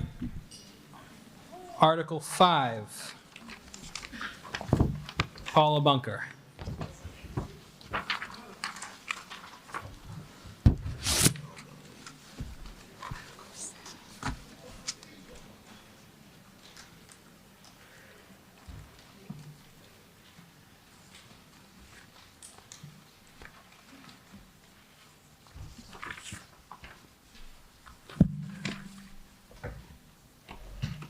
All right, Article 5, to see if the town will vote to accept the provisions of Section 4 of Chapter 73 of the Acts of 1986 and to further accept the provisions of Chapter 126 of the Acts of 1988. You just need to read the motion. You don't have to read all that. Well, that makes my life even better. All right. Just want to move that the town accepts the provisions of Section 4 of Chapter 73 of the Acts of 1986 and to further accept the provisions of Chapter 126 of the Acts of 1988, which will grant a percentage increase of real estate tax exemptions to persons who are otherwise qualified for such exemptions, and further to increase the real estate tax exemption to persons so qualified by 25% for fiscal year 2024. Is there a second? Finance Committee? Finance Committee voted unanimously to recommend this. Board of Selectmen? Recommends unanimously. Would you like to speak to the motion? This is just something that we do every year. It's for the, have everything up there, For the elderly, the widows, veterans, blind, it's for an exemption for their real estate taxes. So it's just something that we always do, and we want to increase it to make it a little easier for some of our seniors. Thank you. Is there any discussion on the motion? You need to come to the microphone. Peter Turner, what age is elderly? I do not handle the exemptions. You'd have to go into the office, but I don't think you'd ever be that old, Peter. Nice try. Any further discussion? Hearing none, I'm going to call for a vote. All those in favor? Opposed? Ayes have it unanimously. Article 6, Chris Iannatelli. Christianatelli, 268 South Elm. Move that the town vote to accept and authorize to spend $320,952 from the town's apportionment of Chapter 90 local transportation aid funding for fiscal year 2024 in accordance with the figures released by the Mass Department of Transportation in accordance with Chapter 86 of the Acts of 2008. Thank you. Is there a second? Finance Committee? Finance Committee voted unanimously to recommend this. Board of Selectmen? Recommends unanimously. Would you like to speak to the motion? This is our annual allotment from the state, Chapter 90 money that we use for road reconstruction or road repair. Thank you. Is there any discussion on the motion? Hearing none, I'm going to call for a vote. All those in favor? Opposed? Ayes have it unanimously. All right, Article 7, Cheryl Cambria.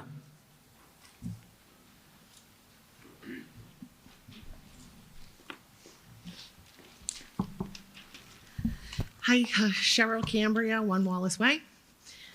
Move that the town vote to appropriate from the Community Preservation Fund estimated revenues the following amounts recommended by the Community Preservation Committee for committee administrative expenses, open space, historic resources, and community housing reserves, and other expenses in fiscal year 2024, with each item to be a separate appropriation or reserve. The appropriations are from FY 2024 estimated revenues for committee administrative expenses, $13,950. From FY 2024, estimated revenues for open space reserve is $0. From FY 2024, estimated revenues for historic resource reserve is $27,900. From FY 2024, estimated revenues for community housing reserve is $27,900. And from FY 2024, estimated revenues for undesignated funds is $0. Thank you. Is there a second? Finance Committee? Finance Committee voted unanimously to recommend this. Board of Selectmen? Recommends unanimously. Would you like to speak to the motion? Sure. This is our annual distribution of money into specific buckets that's regulated by the Community Preservation Act. Thank you. Is there any discussion? Neil Conley, 376 Walnut Street. How much money's in that fund? I don't have a current number. All right, through the chair, can I ask Scott how much is in that fund? Because the money should be going through your office, correct? No, but So it goes. No, through- it's so- the community preservation money is separate from the town budget. Well, how do you collect your money? Well, it's collected through the town, Well, you and said then you have it's to give you a check. distributed where it's matched through the state. But it's separate. It's not to be used for anything other than these All items. right, I'll leave that one alone. And what is the administrative expenses? Why would you have administrative expense? Every year I have, for example, I have a public hearing that's required under the regulations of the CPA, and I have to advertise in the paper for 2 weeks in a row. I typically request to put in the amount, 5%, and then it just goes back into the unreserved budget. And one final, when do you actually have your meetings? Because I used to go to them, but I don't know where they are anymore. And they're not advertised, I don't think. Are they advertised? It's not in the enterprise. Typical on the town calendar, Calendar? and then the annual hearing is on Facebook and in the newspaper and on the town website. And one last question. I know we approved the projects. Have we paid off all those projects? Are we just rolling over more debt and just paying as we go along? I have one more article that I'll be reading for debt for the Friendship Park. I don't have any projects this year. All right, that's fine. Just So everything will just be, we'll have a little savings this year. Any more discussion?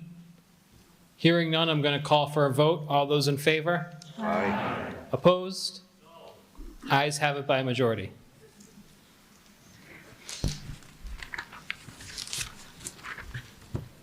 Article 8, Cheryl Cambria. Move that the town vote to appropriate $69,668 from FY24 Community Preservation Fund estimated budget revenue to fund the debt service for the open space project of the new playground at Friendship Park. Is there a second? Finance Committee? Finance Committee voted unanimously to recommend this. Board of Selectmen? Recommends unanimously. Would you like to speak to this?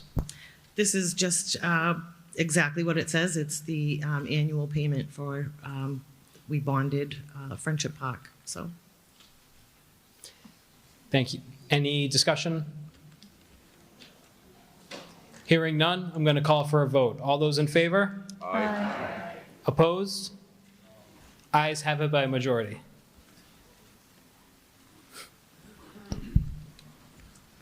Article 9, Scott Golder. Move that the town transfer from free cash a sum of $100,000 to fund other post-employment benefits liability trust fund established in accordance with Chapter 32B, Section 20 of the Massachusetts General Laws. Thank you. Is there a second? Second. Finance Committee? Finance Committee voted unanimously to recommend. Board of Selectmen? Recommends unanimously. Would you like to speak to the motion? The OPEB trust fund is our 10-year-old fund now that we've been funding annually. The money will one day go to help pay health insurance costs for retirees. Thank you. Any discussion on the motion? Hearing none, I'm going to call for a vote. All those in favor? Aye. Opposed? Ayes have it unanimously. Article 10, Chief Flaherty. Move that the town transfer for free cash a sum of $10,000 as the town's match for the Web Task Force FY24.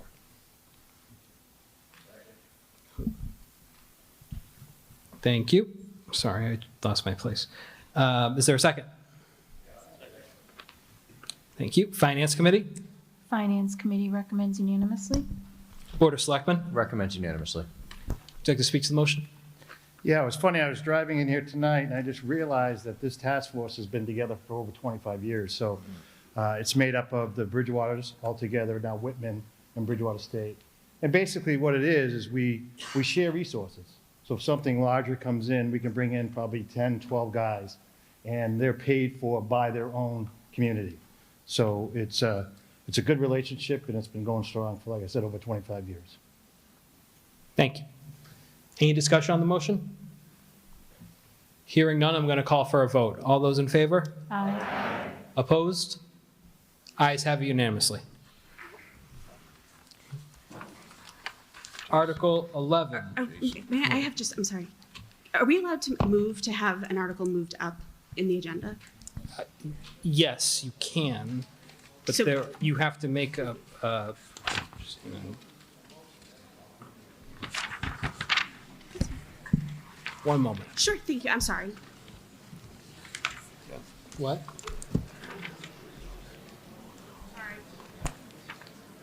She wants to move the order.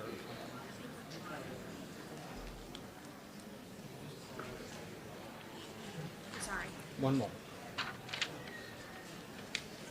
Just want to move item 25 and move it up to closing.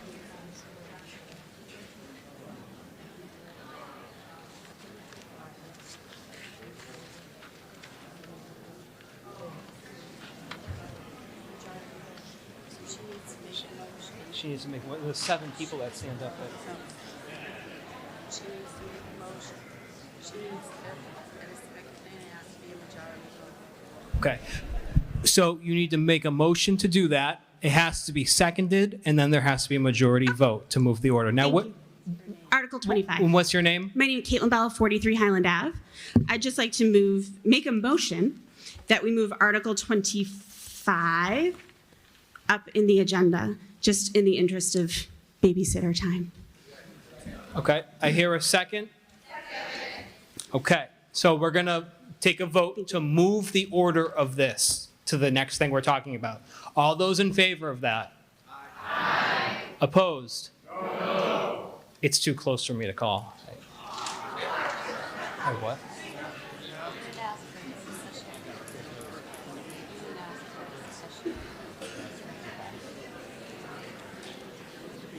Yeah, I mean, it's too close to call.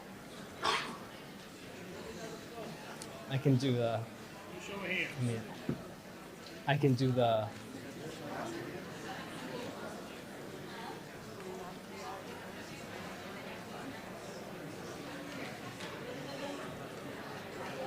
yeah.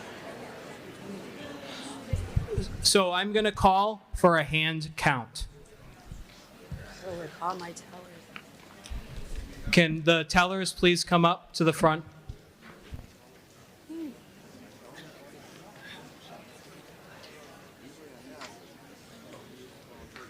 Come on, Chantel. You're not that old. You must be elderly.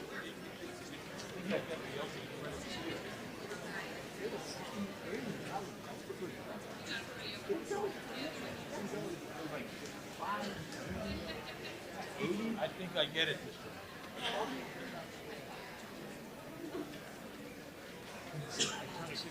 There's only 3 of us?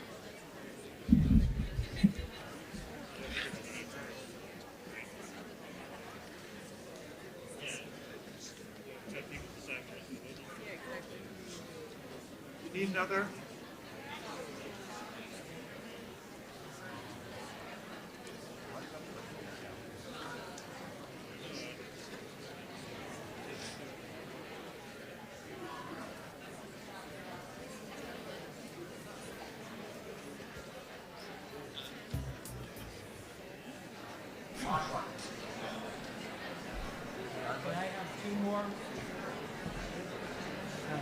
Can I have 2 more volunteers, please?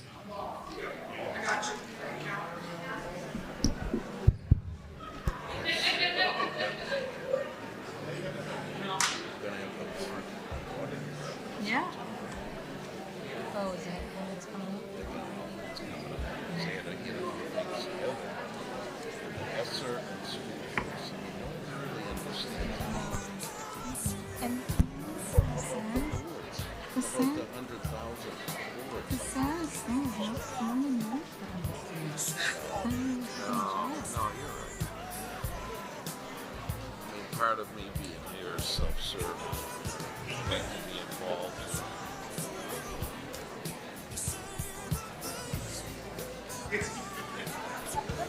This one's working now. Who was the young man that was on the board with us last time? He was like an IT guy. He resigned. He had initials. JC.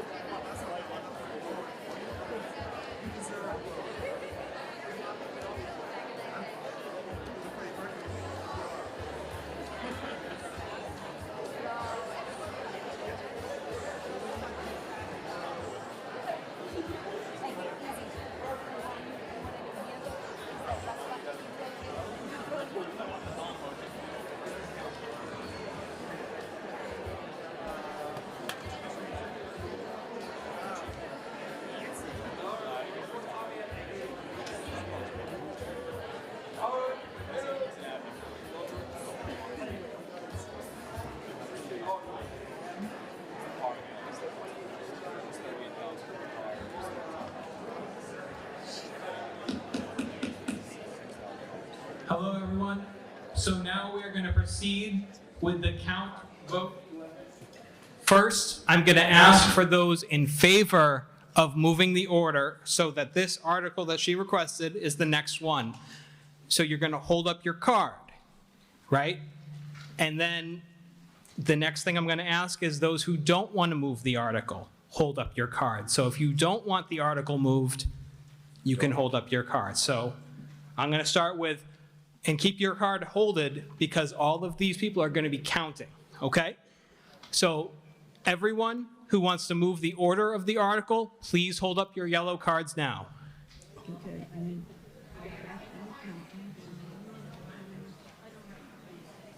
Guess that answers that. I'm feeling like the ayes have it. Yeah, I would say.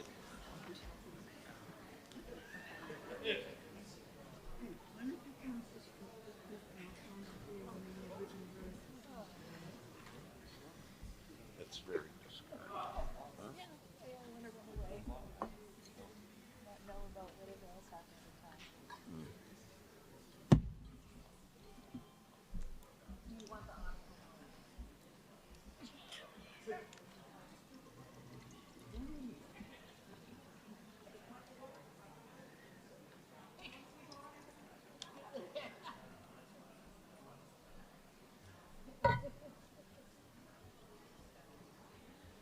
Everyone on the school committee.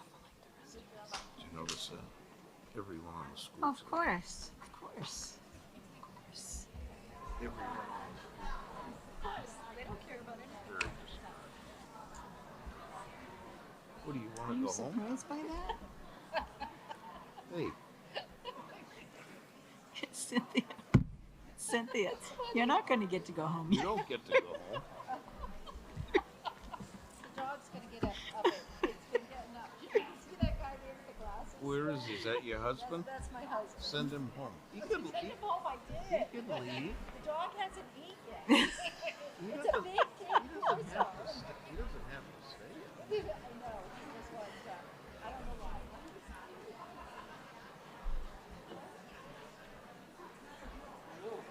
I want a secret vote. Secret ball. Stop. It's a perfect tie. Tie? Is it right? That's discouraging, isn't it? Okay. Counters, are you ready? Do you have all your numbers down? Okay. Now put your cards down. Now we're going to move on to those who do not want to move the order of the articles. We just want to do the math.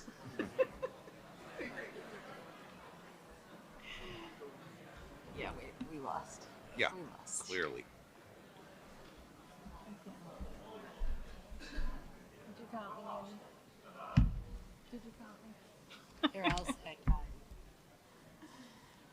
think we got counted. Yeah, we're out. She got us. Annie counted us. She did? Yeah. Why don't you tell them the whole finance committee's resigning tonight? Are you? No. Are you? No. I gotta stay around for the fun next year. Next year's gonna be unless they've hired everyone they need. We have an open seat. Who else is left? We have an open seat because Jeff moved over. No, I mean, on the, school department. Haven't they hired just about everyone they want? kidding me? No, they need more. Are you kidding me? Never run out. Never. It's never gonna Well, run how out. about this one? We have to fund special ed, okay? That means we can't fund the teachers. End of story.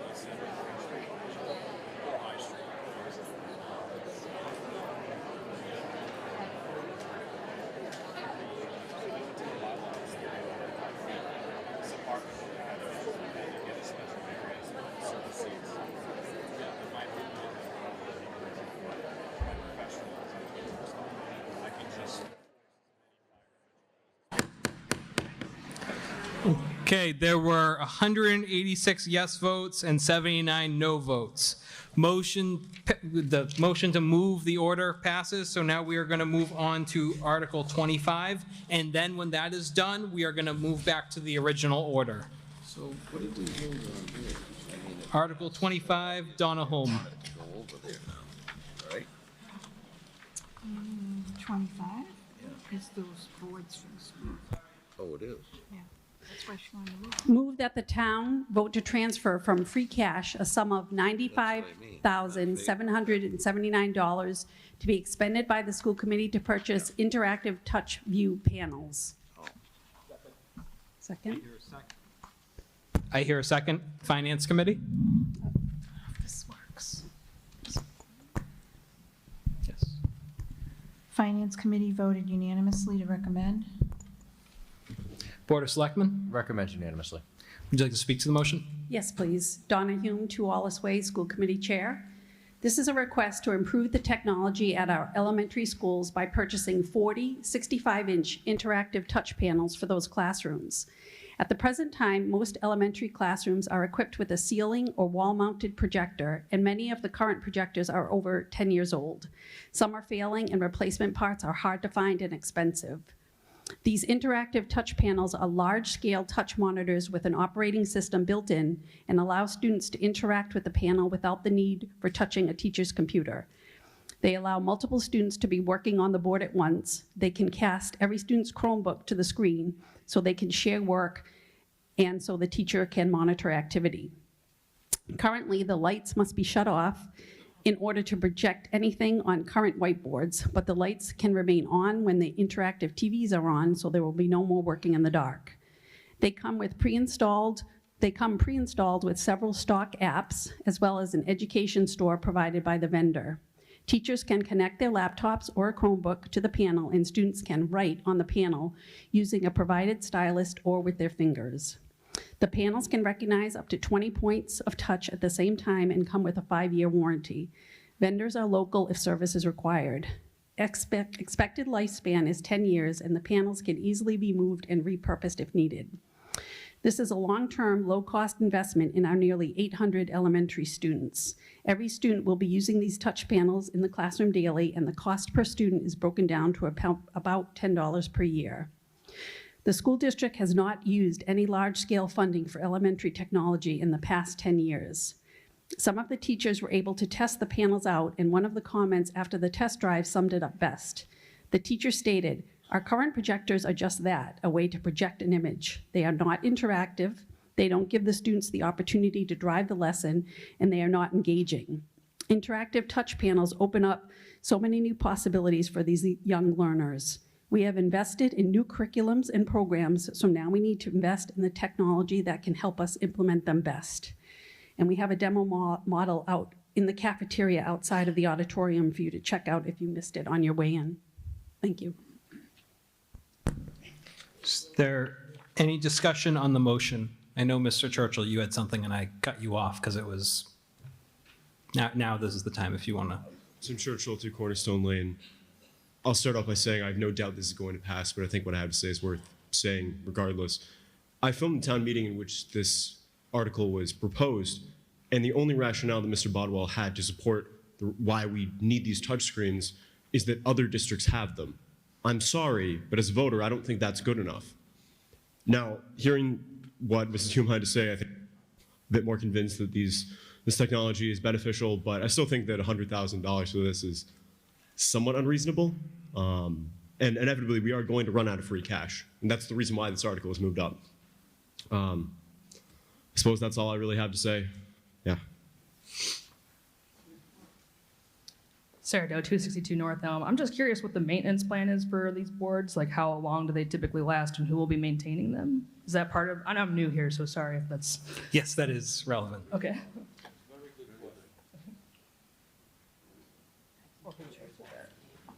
And I'm sorry, can you repeat your last name? My last name? Doe. Doe. Thank you. Thank you for your question. We do have John Collins here as our tech administrator, but just to speak to the rationale to why we need these, we did do a very comprehensive 4-page document that was posted on our website and shared through social media if anyone's interested, that had a video of a demo and rationale to why we need these in our classroom. So it's more than just that everyone else has them. It's most important that we do the best for our kids and provide them the best education possible. But I'll let Mr. Collins answer the question. It's my understanding they have a 10-year lifespan, about that, 10 to 12 years, and 5-year warranty on the devices. Cool. And who maintains it, like, day to day? So maintenance would be done by the technology department, myself, some of the teachers, the technology leaders we have at the school would help maintain them. Very low maintenance on these devices. There's no bulbs to change or anything like that. Very self-sustaining. All right, thank you. My other question was just who are the teachers the ones that will be like transferring that curriculum that they developed? That someone just said that you did a bunch of investments in curriculum and different. I don't know what the words you used, but how does that work? And who's going to basically configure those boards and panels to take that information and make it so that students can learn from it? Like, who does that transfer of information? That'll be done by the teachers. They'll be working on them. They've demoed them in all the classrooms in each of the schools. They talked about them. And it's a very intuitive board where they're using it seamlessly right away. It's not, we will have training, but it's very easy for them to utilize and add the curriculum. Awesome, thanks. Those were my questions. It just sounds like a lot on the teachers, so thanks for what you do. Any further discussion on Article 25? Peter Turner, how many screens is this for, please? 40. It's a good price. Thank you. Hearing no more discussion. Is there discussion? Okay.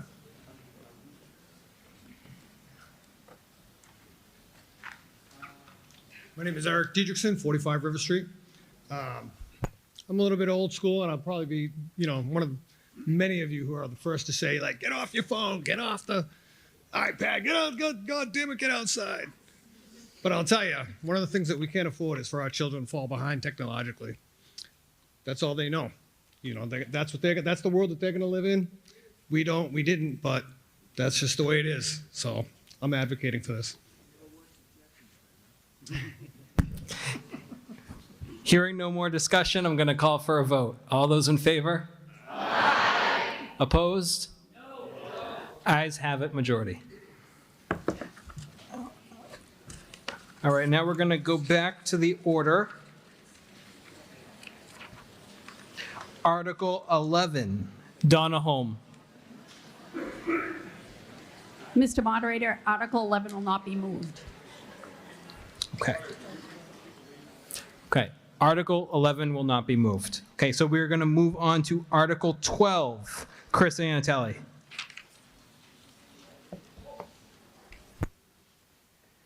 Move that the town vote to transfer a sum of $1,682 from the Commonwealth Infrastructure Enhancement Trust Fund to be expended for the construction and engineering of sidewalks and intersections. Thank you. Is there a second? Finance Committee? Yes. Sorry, Finance Committee voted unanimously to recommend this. Board of Selectmen? Recommends unanimously. Would you like to speak to the motion? This is the money we collect every year for Uber rides in West Bridgewater. Interesting. Would anyone like to speak? Neil Conley, 376 Walnut Street. What sidewalk, are you checking the sidewalks throughout the whole town, a special part of the town? And how much is it, 1,652? Correct. Yeah, but I mean, what are we gonna look at? What sidewalks? No, this is an additional fund that comes for Uber rides in town. Yeah. And we put it into the general sidewalk So you're just construction doing a fund. transfer? Yes. That's it, all righty. Thank you. Okay. Any further discussion? Hearing none, I'm going to call for a vote. All those in favor? Aye. Opposed? Ayes have it unanimously. Article 13, Chris Anatelli. Move that the town vote to transfer from free cash a sum of $150,000 to be expended by the Department of Public Works for the construction and engineering of sidewalks/speed humps or equivalent. Is there a second? Finance Committee. Finance Committee voted unanimously to recommend. Board of Selectmen. Recommends unanimously. Would you like to speak to the motion? We have been putting this money together since fiscal 19 for sidewalk construction, and we pair it up with grant money that we also receive. And we are progressing through this right now with new sidewalks. Is there any discussion?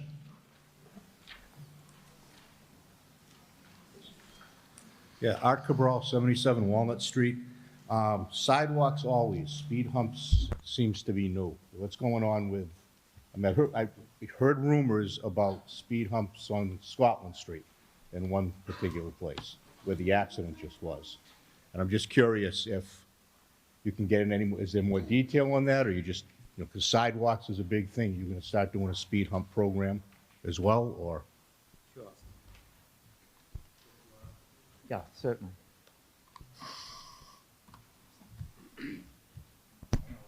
All right, so I think I'll call them speed deterrents, because when it was mentioned speed humps, I could see all the laughs about it. But it's really not that funny. What's happening down on Scotland Street is they've been affected by both development as well as the Amazon building in Bridgewater. The speeding's been documented by the police department. They did a study, and cars going upwards of over 60 miles an hour down there. They're looking for us to do something for them. We've looked at the speed humps. They're really determinants. They're really a speed table, so it's not as high as you might think. It's more, it comes up a little bit this way and down. The idea is to stop these speeders. There would also be signals letting them know they're ahead. They are used in other states, in other towns in Massachusetts as well, and they've been very successful. We've tried having a cruiser out there. They could sit there every day of the week, 24 hours a day, and ticket people, but it's when they're not there. They just, people, the surcharge and the price of the ticket, it hurts you for a few months, and then they just start creeping up again. The other issue we have with the development on Scotland Street is there are going to be more and more school bus stops. And I've spoken with a bus driver down there, and she's affirmed it's an accident waiting to happen.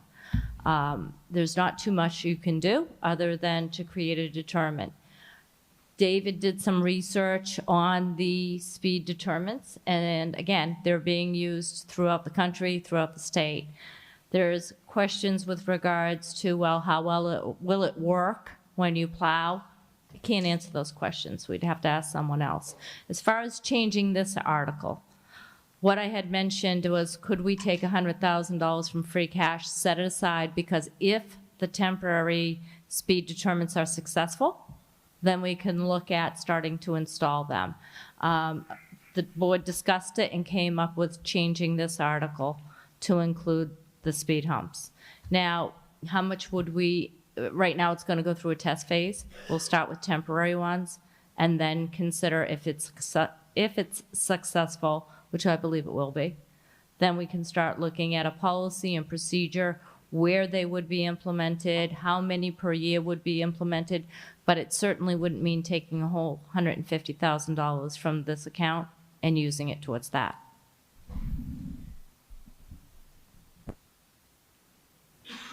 Paul Connors, 92 Mayolas. My question is on the sidewalks. We've been waiting for a long time to get our sidewalks done. Is this money going to be allocated towards new sidewalks or repairing old sidewalks?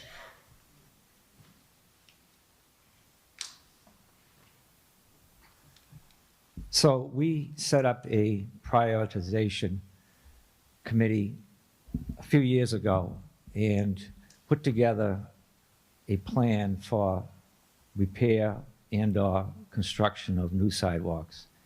At this point, we were also working with Complete Streets money, which we just received another $500,000 from. We are progressing from the park down River Street, and we will be completing a sidewalk on River Street to Howard in the next few weeks. We are also going to be engineering the short section of Crescent Street between North Elm and Spring that does not have a sidewalk, so that we have a complete loop on Spring and North Elm. Granted, the sidewalks in Spring and North Elm are poor, but walkable. We continuously repair them, okay? We are, at this point, trying to make a loop on the south side of town from the center to the park to River Street and possibly down South Elm to the new sidewalk that's going on Lincoln that's already in the works, so that we can have a walking area on the south side of town to go with the north. Part of these engineering plans are also for improvements at Elm Square, North Elm and Crescent.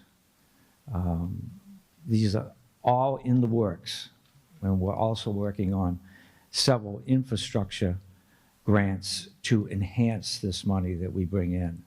A lot of these grants require you to have the engineering already completed, so this is seed money for that. Okay, it's up to $300 a foot now for new sidewalks. So it's very expensive. So we're trying to work with our priority list and add new sidewalks where we can, and then at that point, some point, we'll be reconstructing the old sidewalks as well. Chris, does that include curbstones? Yes.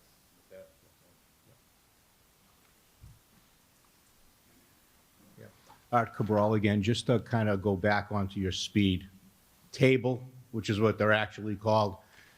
Those, they do use them a lot. We have them out here outside the school. They're meant for when you're going pretty slow already.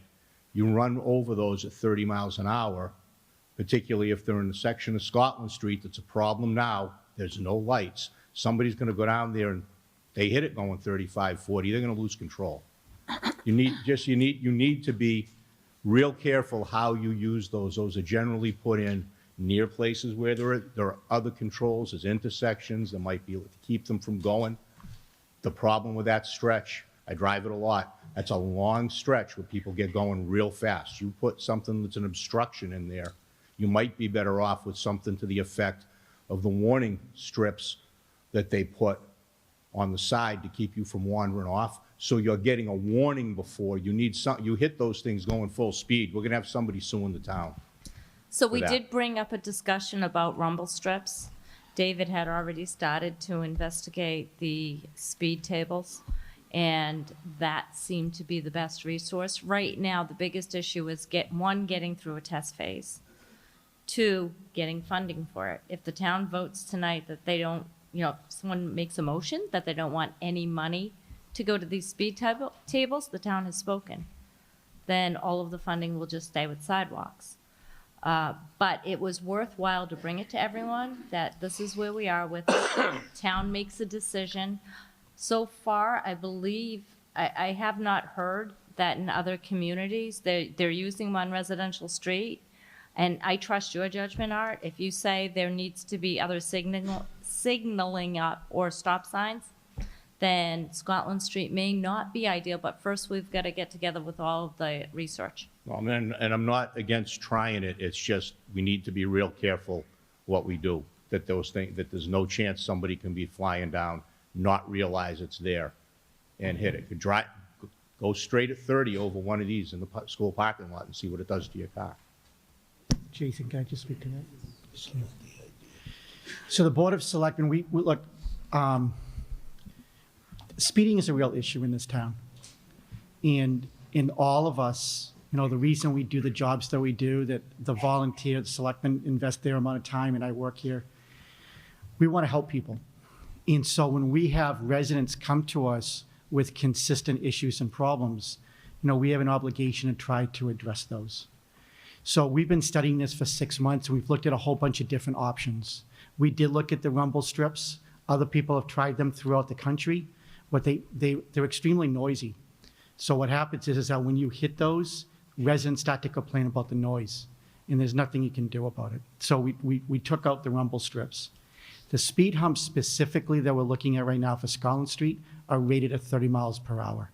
So you can go over them at 30. They're really not that abrupt. They're just a little bit of a bump. They're meant to try to slow speeds down. Honestly, if somebody hits it at 40, they're not going to be very happy. They're not supposed to be going 40. All right? It's a 30-mile-an-hour zone with lots of kids on a narrow road that we need to slow people down. And so if somebody is exceeding the speed limit, they're not going to be happy when they hit the speed bump, but they're not supposed to be exceeding the speed limit.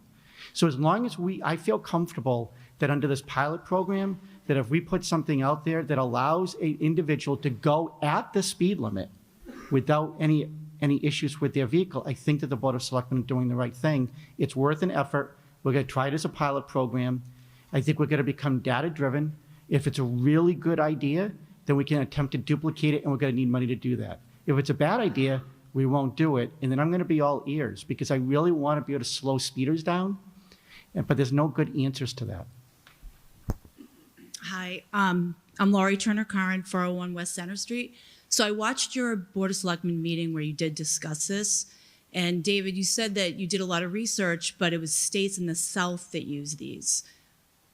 It is. So you said you couldn't find any places in the Northeast because we have snow and we have plows. So you did say in the meeting that plows will damage any kind of speed bump. So, I mean, we do get the weather where we need the streets plowed, even though we didn't have that much snow this year. So, I mean, I think putting them down, the message I got from your meeting was that they're not used in this part of the country. But that was different than what was just said. So, yeah, that's okay. That's what was said. No, that's okay. Let me clarify. So 2 different speed humps. One, it has been predominantly used down south and out west. Quite frankly, I was very, very surprised as to how prevalent they are. And part of that messaging was because, in my opinion, is that if we're going to add additional infrastructure on certain roads, then I think residents should also have a piece of that expense. For example, if we're going to add them on Scotland Street, my original proposal was that people on Scotland Street would also have to kick in some of the money. Because if not, if it's going to be just put them everywhere in town, we're going to get inundated with 90 requests on day one, which we can't afford. What I found down south and out west is that, predominantly speaking, is that those residents do pay for them.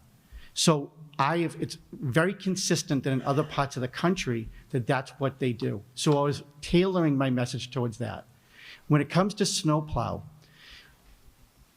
There are places up north here, Braintree, Framingham, Devons, Fitchburg, that off the top of my head, where I'm positive they already are, they're permanent, and obviously they plow them. We do have to be careful when we plow. We're going to have to slow down. Obviously, our DPW drivers are going to have to be aware of it because we don't want them hitting at a high speed. But I had a conversation, I thought Chris was there, he's not, but I had a conversation with the DPW director about, there he is, okay, you moved. But I had a conversation with Chris, and they felt that they were going to be able to do it because they'll be marked out. The ones that we're looking at right now are temporary ones. They are not asphalt. I assume what they're plastic, rubber. So those ones, they would get ripped up by plows. So we absolutely positively cannot keep those down through the winter season. So we put them out during the warmer months. Again, we're going to try this as a pilot program, but those would not be intended to stay through the winter because you're absolutely right. The DPW department would rip those up. We couldn't keep them out through the winter. I mean, I still think there'll be issues with plows on roads and slowing down. I mean, that's just, and we have 106. As I was coming here, I'm watching a young child try to ride his bike from Market Basket to Hockomock, and the sidewalks are terrible, and the drivers are terrible, and there are lots and lots of accidents. So our kids can't even walk from the high school down that street because the sidewalks, I mean, I went to the sidewalk meeting, and the sidewalks are not walkable. They're not bike rideable or anything. So I'm just bringing it up because it's definitely a concern. And I know we're trying to make all the around areas better, but we have a main street that, I mean, anybody that drives during the day, that just watch. There's people that walk on those sidewalks. So I think I just want to make sure I'm capturing what you're saying. I think what you're saying is that your bigger concern is that by using some of the funds for speed humps, is that you're diluting the amount of funds available for sidewalks. I think that's what you're saying. Yeah, I'm bringing up a point that, yes. Yeah, look, I think we all recognize that because we just have limited funds. Right. We know we need more sidewalks. We know we need better sidewalks, and we know we have a speeding issue. We're trying to tackle all of them the exact same time, and we have limited resources, and this is the best we're trying. But I can tell you if the speed humps don't work, like this temporary pilot program, we're not going to keep duplicating it. But I think we owe it to our residents to try something, because speeding is not just an issue in Prospect, but it is on 4 or 5 other roads. I get the complaints all the time. The police department only has 3 to 4 men on at any one time, and we can't keep on using them to try to just sit on one road at the expense of the entire town everywhere else. So I hear you. I don't think we're disagreeing, but we're just limiting what we're trying to do, and we're really making an honest attempt. Thank you. I'm Danielle Ross at Crescent Street in West Bridgewater, and I just had a basic question about the safety of the bumps, just referring to like motorcycle usage, because I see a lot of people, in motorcycles, and how safe is that for vehicles like that? I'm just questioning that. So again, the speed humps are rated at 30 miles per hour. No doubt that if you're in a car, it's probably better than in a motorcycle. Mm-hmm. But motorcycle, look at, when you drive, whether you're on a motorcycle or you're in a car, you're supposed to be aware of your surroundings, and you're supposed to be a responsible driver. That's what you're supposed to do. We're going to have appropriate signage. We'll have a sign there. They've also, I asked Chris to make sure that they're also illuminated, so at night they have reflecting material on them. So we're going to make every concerted attempt that we can, because look, we don't want to fix one problem to create another. So we're not trying to do that, but there aren't a lot of options here. The other option is we do nothing, we allow people to speed, and somebody on a motorcycle is going to get hurt going 60 miles an hour down that road. So we're doing our best, but I agree that I probably wouldn't want to be on a motorcycle and hit it at 40 miles an hour. My concern or question or request, I might rephrase that better. My request would be that when you do the research, if you could involve the question of the safety of the motorcycles. That's all. I'm just asking if when you do all the research and you're doing the testing, if you can just include motorcycle safety in that. I would really appreciate it. Thank you. Paul Connors, 92 Mayolas. I'm requesting either the portable speed bumps or the speed hump, the asphalt, if we could allocate that money from Article 6, Chris was asking for $325,000 for street work. I think we should separate street work and sidewalks. Hi, Paul. Hi. So Article 6, I think, Chris, is that the Chapter 91? All right, so Article 6, all that does is that receives authorization from town meeting to spend the money that we're receiving from the state. That's what that does. If Chris would like to, out of that fund, install speed humps, he has that legal authority to do so. Those funds get used for all infrastructure improvements on a road. So again, what I would recommend, if I'm not out of line, is that if you feel that we should use speed humps out of that article, then I would suggest that you have a meeting with the selectmen at one of the meetings, and they could direct the DPW department to do that. I just had another comment. I mean, I leave my house at 4:30 in the morning every morning, and I go down Crescent Street, and there's a woman maybe 3 times a week that I see. She's walking on Crescent Street at 4:30 in the morning. She's not walking on the sidewalk. She's walking in the street because the sidewalks are horrible. I don't know if you guys have noticed it, but 4:30 in the morning, pitch black, and she's walking on the street. You know. Thank you.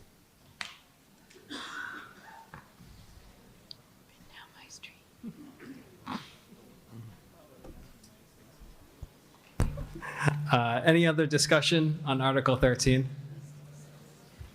Hearing none, I'm going to call for a vote. All those in favor? Aye. Opposed? No. Ayes have it, majority. Article 14, Chris Iantelli. Move that the town vote to transfer from free cash a sum of $94,000 to be expended by the Department of Public Works for engineering services. Is there a second? Finance Committee? Finance Committee voted unanimously to recommend this. Board of Selectmen? Recommend unanimously. Would you like to speak to the motion? Again, whether it's a sidewalk or an intersection, crosswalk improvements, we do need engineering to get those things ready before construction. If we have different areas of sidewalks and intersections engineered, it makes us more eligible for certain grants. Any discussion on the motion? Yeah, Neil Conley, 376 Walnut Street. 2 questions. How much do we have in free cash? And when you say borrow, are you paying it back? Or are you just taking it?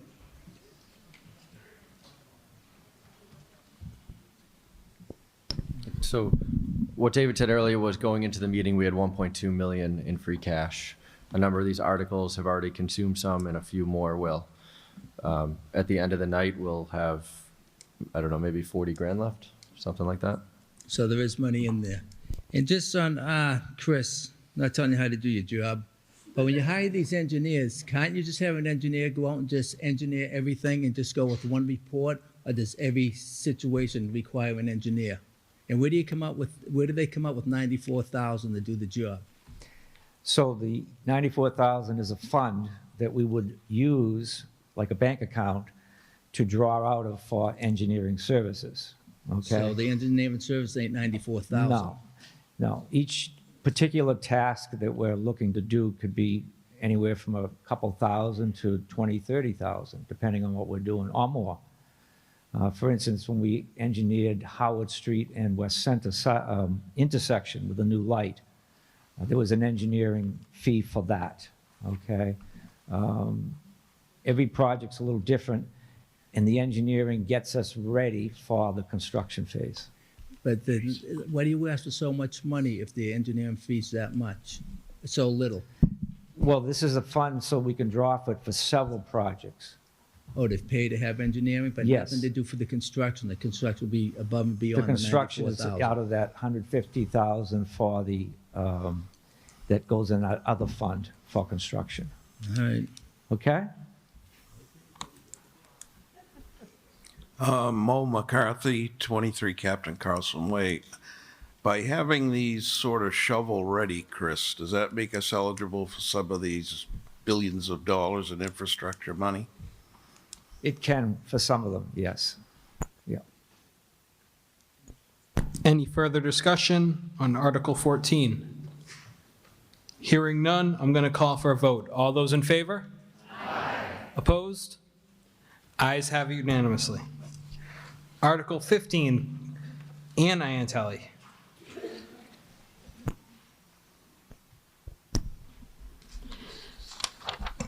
Oh, jeepers. Sorry. Move that the town vote to transfer from free cash a sum of $10,796 to be expended by the town clerk to purchase a copier. Is there a second? Finance Committee? Finance Committee voted unanimously to recommend this. Board of Selectmen? Are you able to speak to the motion? Basically, I need a new copier. The one I have is 11 years old, and it has a mind of its own. Any discussion?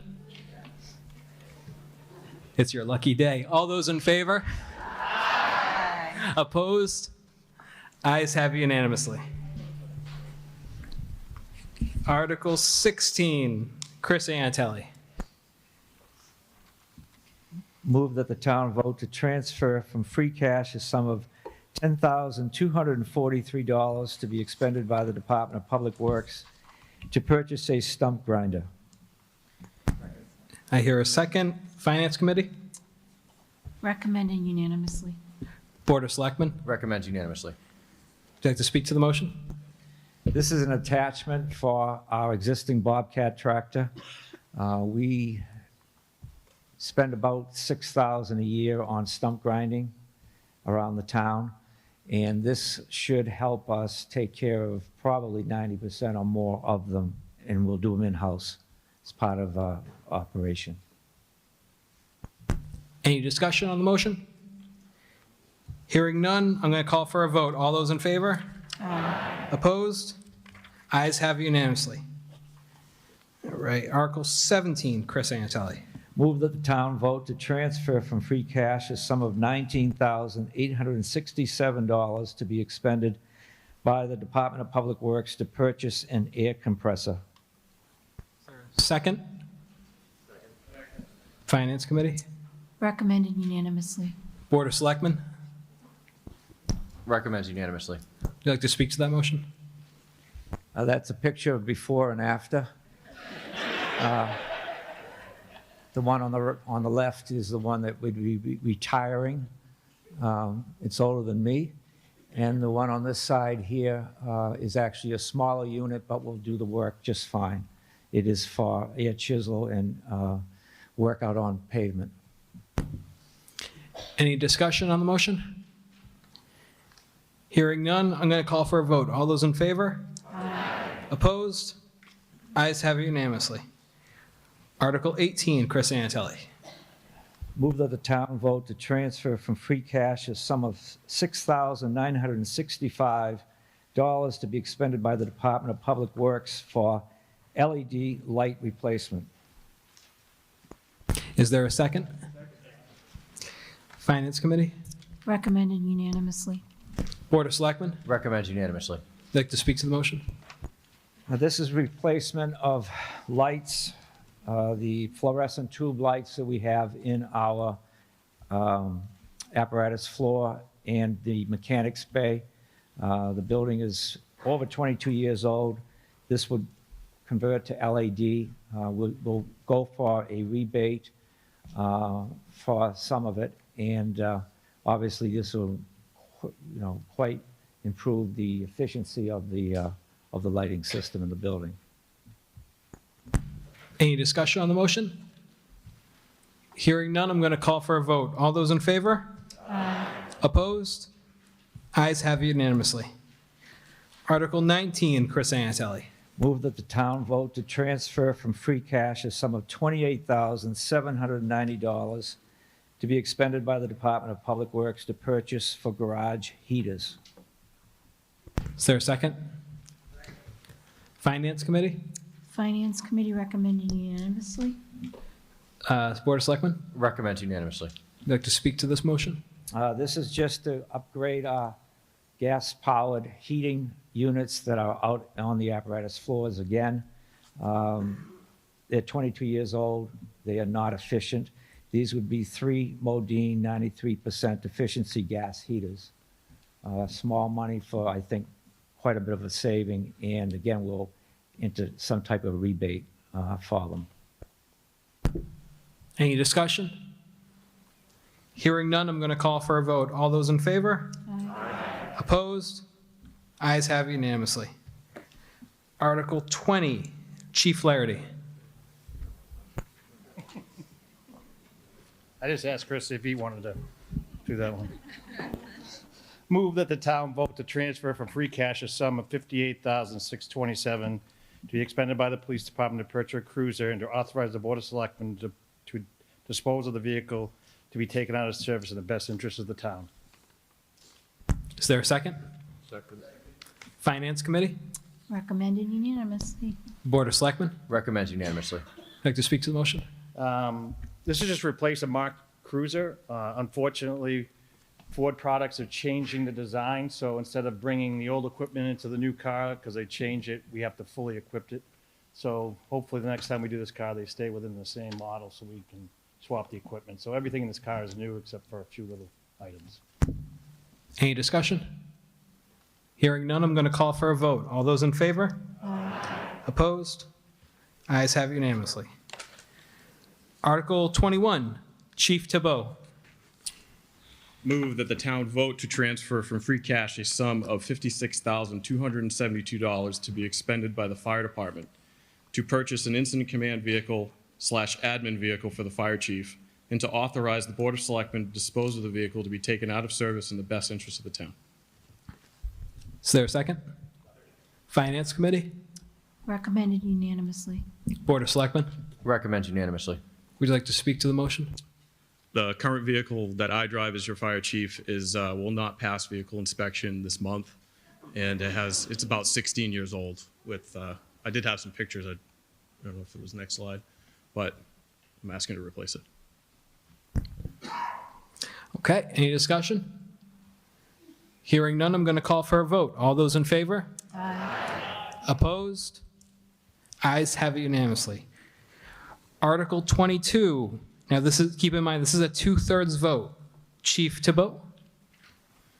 Move that the town vote to borrow a sum of $807,771 to be expended by the fire department to purchase a rescue pumper fire truck and to authorize the Board of Selectmen to dispose of the vehicle to be taken out of service in the best interest of the town. Is there a second? Finance Committee? Recommended unanimously. Board of Selectmen? Recommend unanimously. Would you like to speak to the motion? Please. We are requesting to replace a 30-year-old pumper fire truck. The new fire truck has enhanced firefighter safety features on it. It has an additional 250 gallons of water, which we have 750 now. This will carry 1,000, and was built to meet the needs of the community for which we serve for at least 25 plus years. The last time we replaced a pumper fire truck was in 2012, and it was replacing a 25-year-old fire truck at the time. Two main factors went into requesting this vehicle now: uncontrollable price increases of 10 to 25% each year for the past 2 years, and the age of our current pumping engine that you saw on the picture. If this vehicle is approved this year, we will be able to save around $100,000 for the price of the truck and be able to replace a pumping engine that has exceeded its service life for the town. Any discussion? I have a quick question. How long before we get the vehicle, Chief? So unfortunately, there's no parking lots or vendors out there that have fire trucks to just buy. You have to build them from scratch, and the estimated time frame is 2 years. That's beyond our control and due to inflation and what we've all heard for the last 2 years. Any further discussion? Hearing none, I'm going to call for a vote. And again, this is a 2/3 vote. All those in favor? Aye. Opposed? Ayes have it unanimously. Thank you. Article 23, Marilyn Mather. To move that the town vote to transfer from free cash a sum of $9,250 to be expended by the Council on Aging to purchase a copier. Thank you. Is there a second? Okay, Finance Committee, Recommended unanimously. Board of Selectmen, Recommend unanimously. like to speak to the motion? Just that I have Annie's double. Any discussion on the motion? Hearing none, I'm going to call for a vote. All those in favor? Opposed? Ayes have unanimously. Article 24, Marilyn Mather. That the town vote to transfer from free cash a sum of $7,415 to be expended by the Council on Aging to replace carpet with LVP flooring. Is there a second? Finance Committee, Recommended unanimously. Board of Selectmen, Recommend unanimously. you'd like to speak to this motion? On the right, we see the current carpet. It's tearing and fraying. And if you look at the top of it, it's a stain that just won't come out. It's a lot of wear and tear in that room. We have arts and crafts, painting, et cetera, and I think that the LVP flooring would be much better. Any discussion on the motion? Hearing none, I'm going to call for a vote. All those in favor? Aye. Opposed? Ayes have it. Majority. We already voted on Article 25, so we're going to go to Article 26, and this is a 2/3 vote. Wayne Parks.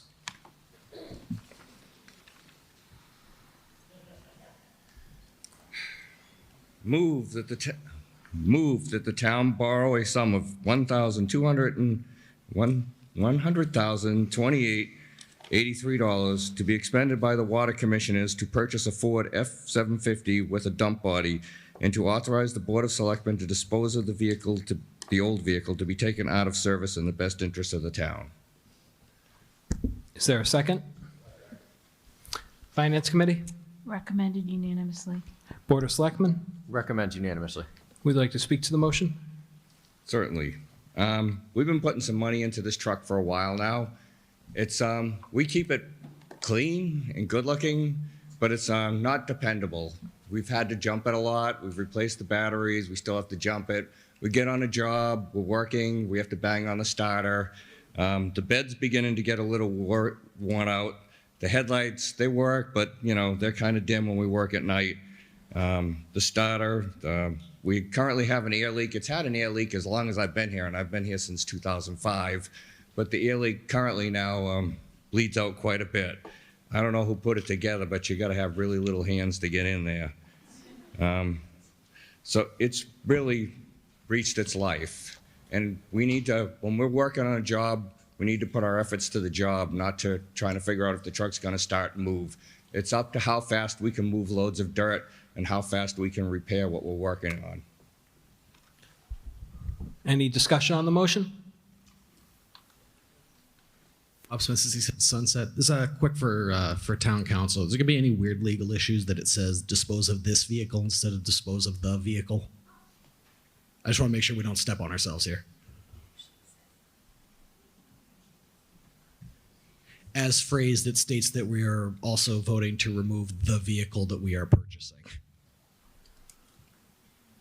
I know that's not what was intended. It's just what it says.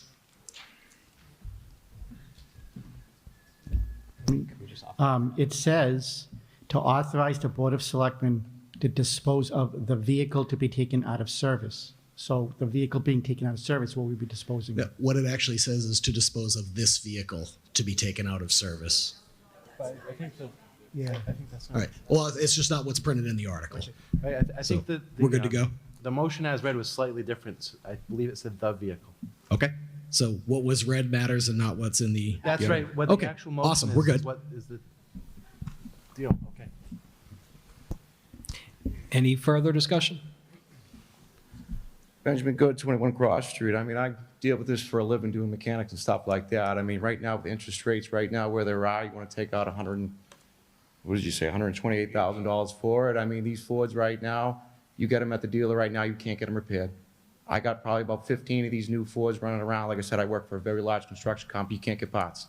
That old girl right there, you could put frame rails in there, new start, a new motor, you're talking 25 grand. To take out that kind of interest right now, to kind of like do those like that, because we're asking for a lot of money, just seems, it's an older truck, but like I said, them old trucks run forever. Put a little bit of work into it, she'll go fine, rather than paying, what, 7.5%, 8% on interest right now at 128? How long's that long gonna be? That 3 baby's years. sitting in 3 the parking years. lot right now, you can't use it, you're still paying the payments. It's the same thing with the big heavy trucks, everything, you know what I mean? You can't get the parts right now to give up something old where those parts are laying around just because you want something new to go, because the load's quicker, you're not running it that far. All right, I'm not gonna argue with the Fords breaking down. I'm stuck buying Fords and I don't like them, but I'm stuck with what. I've almost gotten T-boned by an ambulance coming around the corner, coming out of Harvestwood. I've had snails beat me out of the intersections. I drive a 123,000 mile van. I do not drive anything new or shiny, trust me. I just want to get the job done without having to bang on it or be under it. It's up to you and you guys, and you vote on it, and I work with what you give me. Any further discussion? We're going to move to a vote, and this is a 2/3 vote. All those in favor? Aye. Opposed? Ayes have it, majority. 2/3 majority, sorry.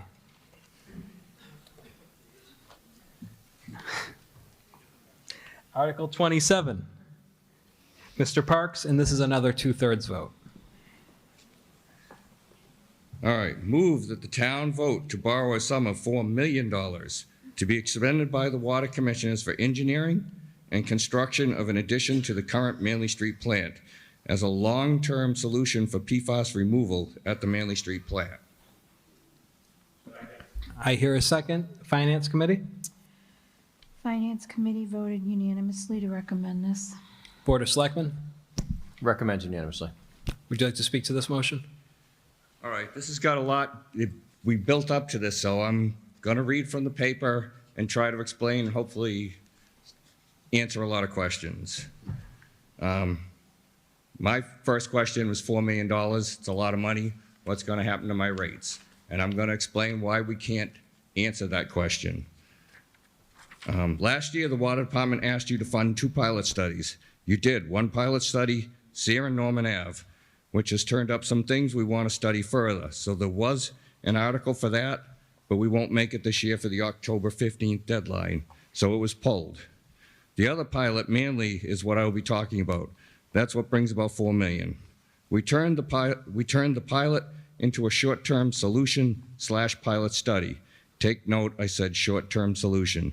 We asked to borrow for the pilot, but the town gave us $267,000 of ARPA money. Thank you, selectmen and women, past and present, and David. The state also gave us another $100,000 of ARPA money, free, so that the short-term solution/pilot is all funded free. We are currently about to go into construction on it and complete the short term. So the Water Department has applied for grants for the $4 million. Thank you for the Water Commissioners, past and present. We did make it to the SRF sheet for both projects. SRF is State Revolving Fund. Thank you, Denise. We have also made it to the ARPA fund. In both cases, for the grants, we have to be fully funded by the town.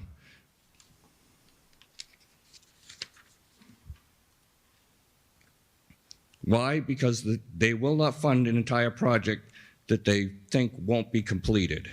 The SRF will possibly give us a zero-interest loan and a portion, hopefully, of loan principal forgiveness. They won't tell us until we get into it. We also have to be shovel-ready by October 15th of this year.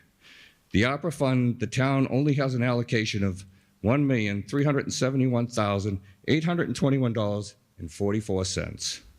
This is a direct grant and it's free. But once again, we have to be fully funded by the town. So now what do you get for $4 million? DEP requires redundancy.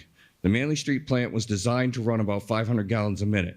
To remove iron and manganese down to almost zero. I came on in October 20 of 2005. Manley was already running less than 500 gallons a minute.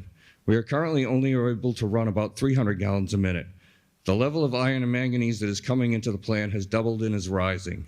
The PFAS short-term solution is using a spare filter for its test, but we need that tied back into the system to get back up to speed. The good thing is it was available for the short-term test, so cost and speed of doing the test was quicker. So we need to add on to the building. We need 2 pressure-rated vessels for the media to remove PFAS. Why 2? It's redundancy. That thing comes into play when one filter is removed and the media is expended, we can switch over on the fly and then have the old media hauled away as hazardous waste and reloaded. This is required by DEP. We need the 2 PFAS filters piped together and into the system.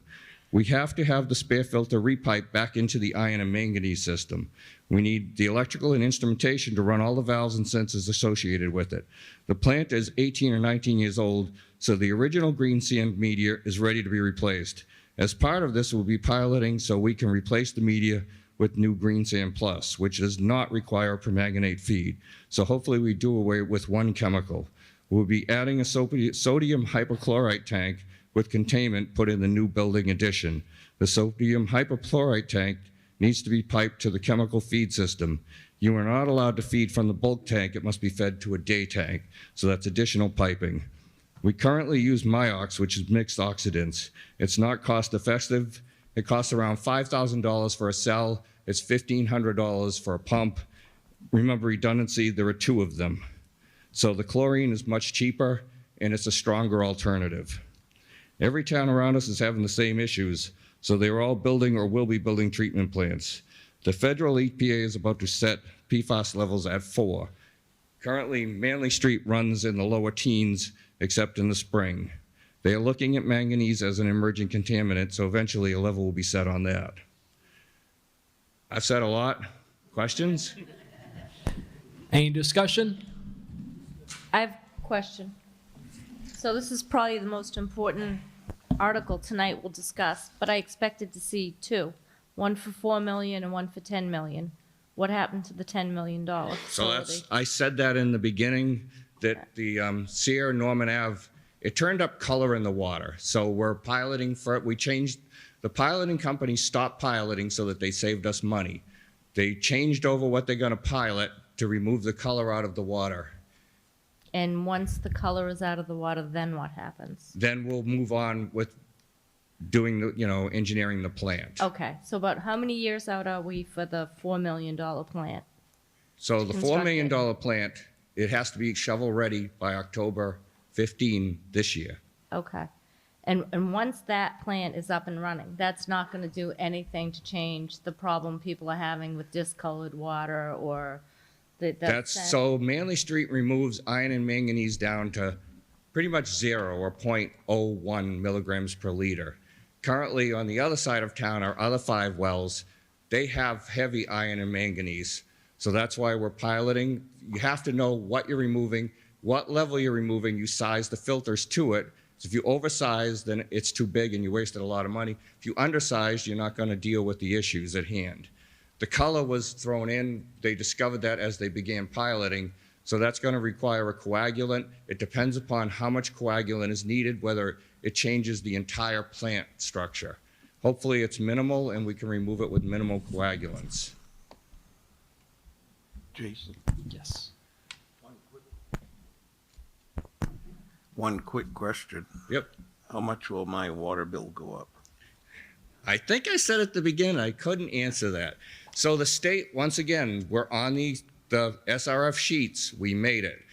But they won't tell us how much money they're gonna give us in principal forgiveness, and they won't tell us if we're gonna get 0 interest loans or not. But pretty much everybody's 0. You heard the state reps talking that all this money, but when you go to put your hands on it, suddenly it's not there. So it requires all of us basically to mail them. It's like a mailing campaign to get on their docket. They serve a lot of towns and they do a lot of good, but you've got to become the busy bee and buzz them a few times. Jack Hughes, 640 North Elm Street. First, I want to thank you and the Board of Selectmen and the Water Commissioners for trying to figure out what we need to do and what the next steps are. And you came well prepared with a nice presentation to go over what we're gonna spend $4 million on. And I was kind of curious as to, the selectmen are unanimous, the finance committee is also unanimous 100% for us to borrow $4 million.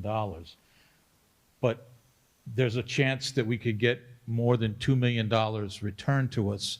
What would happen if the state gives us $2 million? So you're authorizing me to spend, or the water department to spend up to $4 million. We don't have to spend that $4 million. We don't pay interest. We're not going to suddenly, and it's Scott, correct me if I'm wrong, but we only pay on what we borrow. So already I've told you there's $1.3 million there free from the $4 million. So we're not really looking to borrow $4 million. We're looking to borrow. All right. So, but it has to be all fully funded before they'll give you the money. And trust me, I've been in the ARPA site, the portals, I've been working with the state things, and that's all they want, your town vote to say that you fully funded this project. If they pull the money back and it's not there, they want to know that you're going to complete the project. But the money is there, so we're going to get something out of it. So I came skeptical thinking I would vote no for this, but I've kind of listened to what's going on here and changing my mind, but I'm leaving here not really knowing how much we're going to get back, and then there's this big cloud over my head that said there's $10 million to spend on Steer Street in another year or two. Another project coming up, and that's not the article that's at hand. It did get pulled because we wouldn't make the SRF deadline of October 15th due to the piloting issues. And it's better to catch it up front than catch it behind and say, well, you just spent $10 million, but now we need another 10. So that's why the DEP requires you to do piloting. There's no instant fixes. You just can't snap your fingers and do something. It requires a lot of steps, and the commissioners have gotten through a lot of steps to get to this point, and they did it rapidly. They were ahead of the curve on it. We saw manganese coming as an emerging contaminant, and it is, but we also saw it growing in the water. So as we pull on the same wells, they've been pulling on the same wells since the 60s and 70s, and we're pulling harder now. I'm going to stop publishing up to our website what your daily draw is, because people are turning on their sprinklers now when the sun's out. Well, it's not hitting the ground, it's going to another town because it evaporates.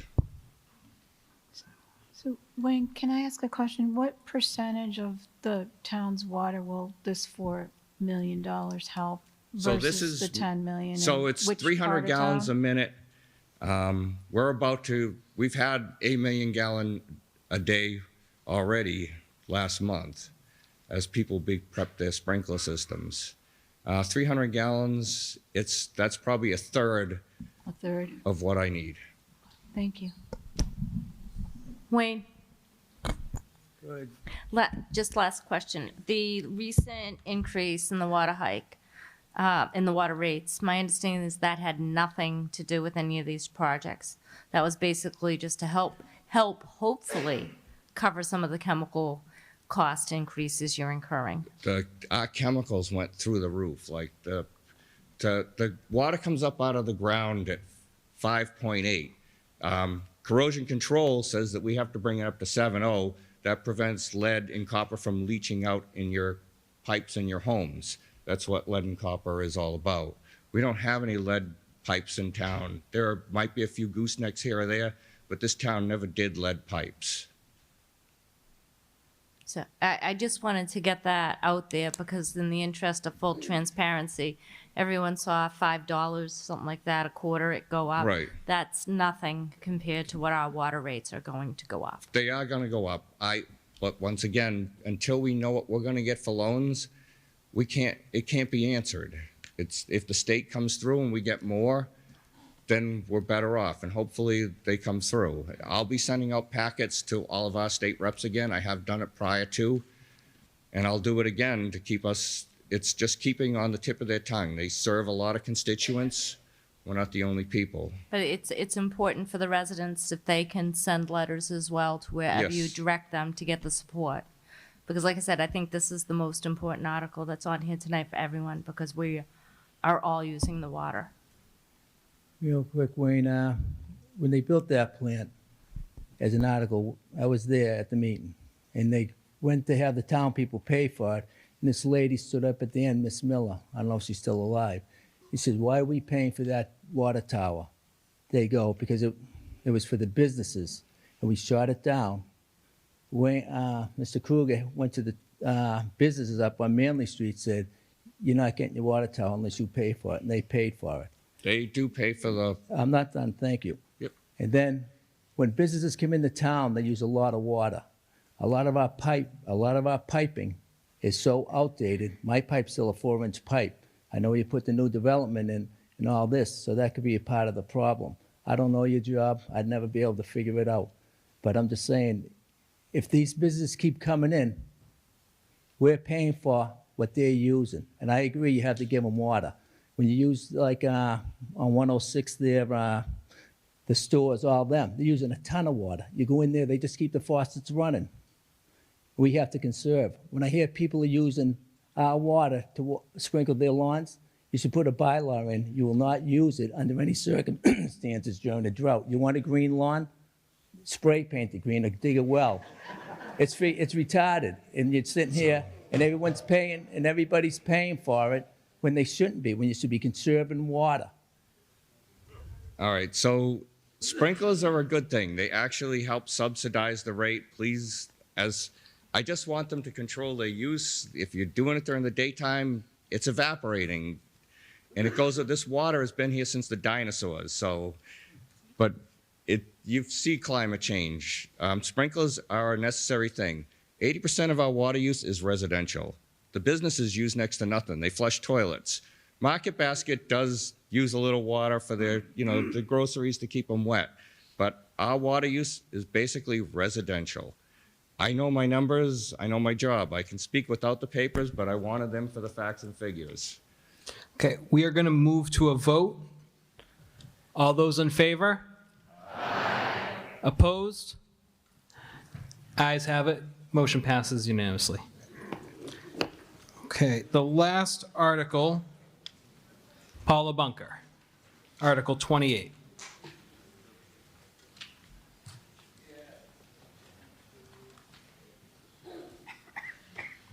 Just move that the town vote to amend the town's general bylaws by adding Section 4 of Article 6, elected town officials as printed on the warrant. Is there a second? Finance Committee? Finance Committee voted to refer this to the voters. It's really no financial impact to speak of. Okay, Board of Selectmen? Recommend unanimously. Would you like to speak to the motion? This article just basically, if people have to take the time to read it, it just has to do with people having full-time positions and then getting on elected boards that would directly affect them. Like, as an example, the police chief, if Vic decided to run for selectman, that would kind of be a conflict since he's, be in charge of himself. Or if Chris Sanatelli decided to run for selectman and then be over the highway department. So this bylaw just prevents that from happening for a town employee, so they would have to decide which one they really want to be. Is there any discussion? Hearing none, I'm going to call for a vote. All those in favor? Those opposed? Ayes have it unanimously. The time is now 9:13, and I am going to conclude this year's annual town meeting. Thank you. I dissolve it. No. Nope. Doesn't matter. It's my meeting.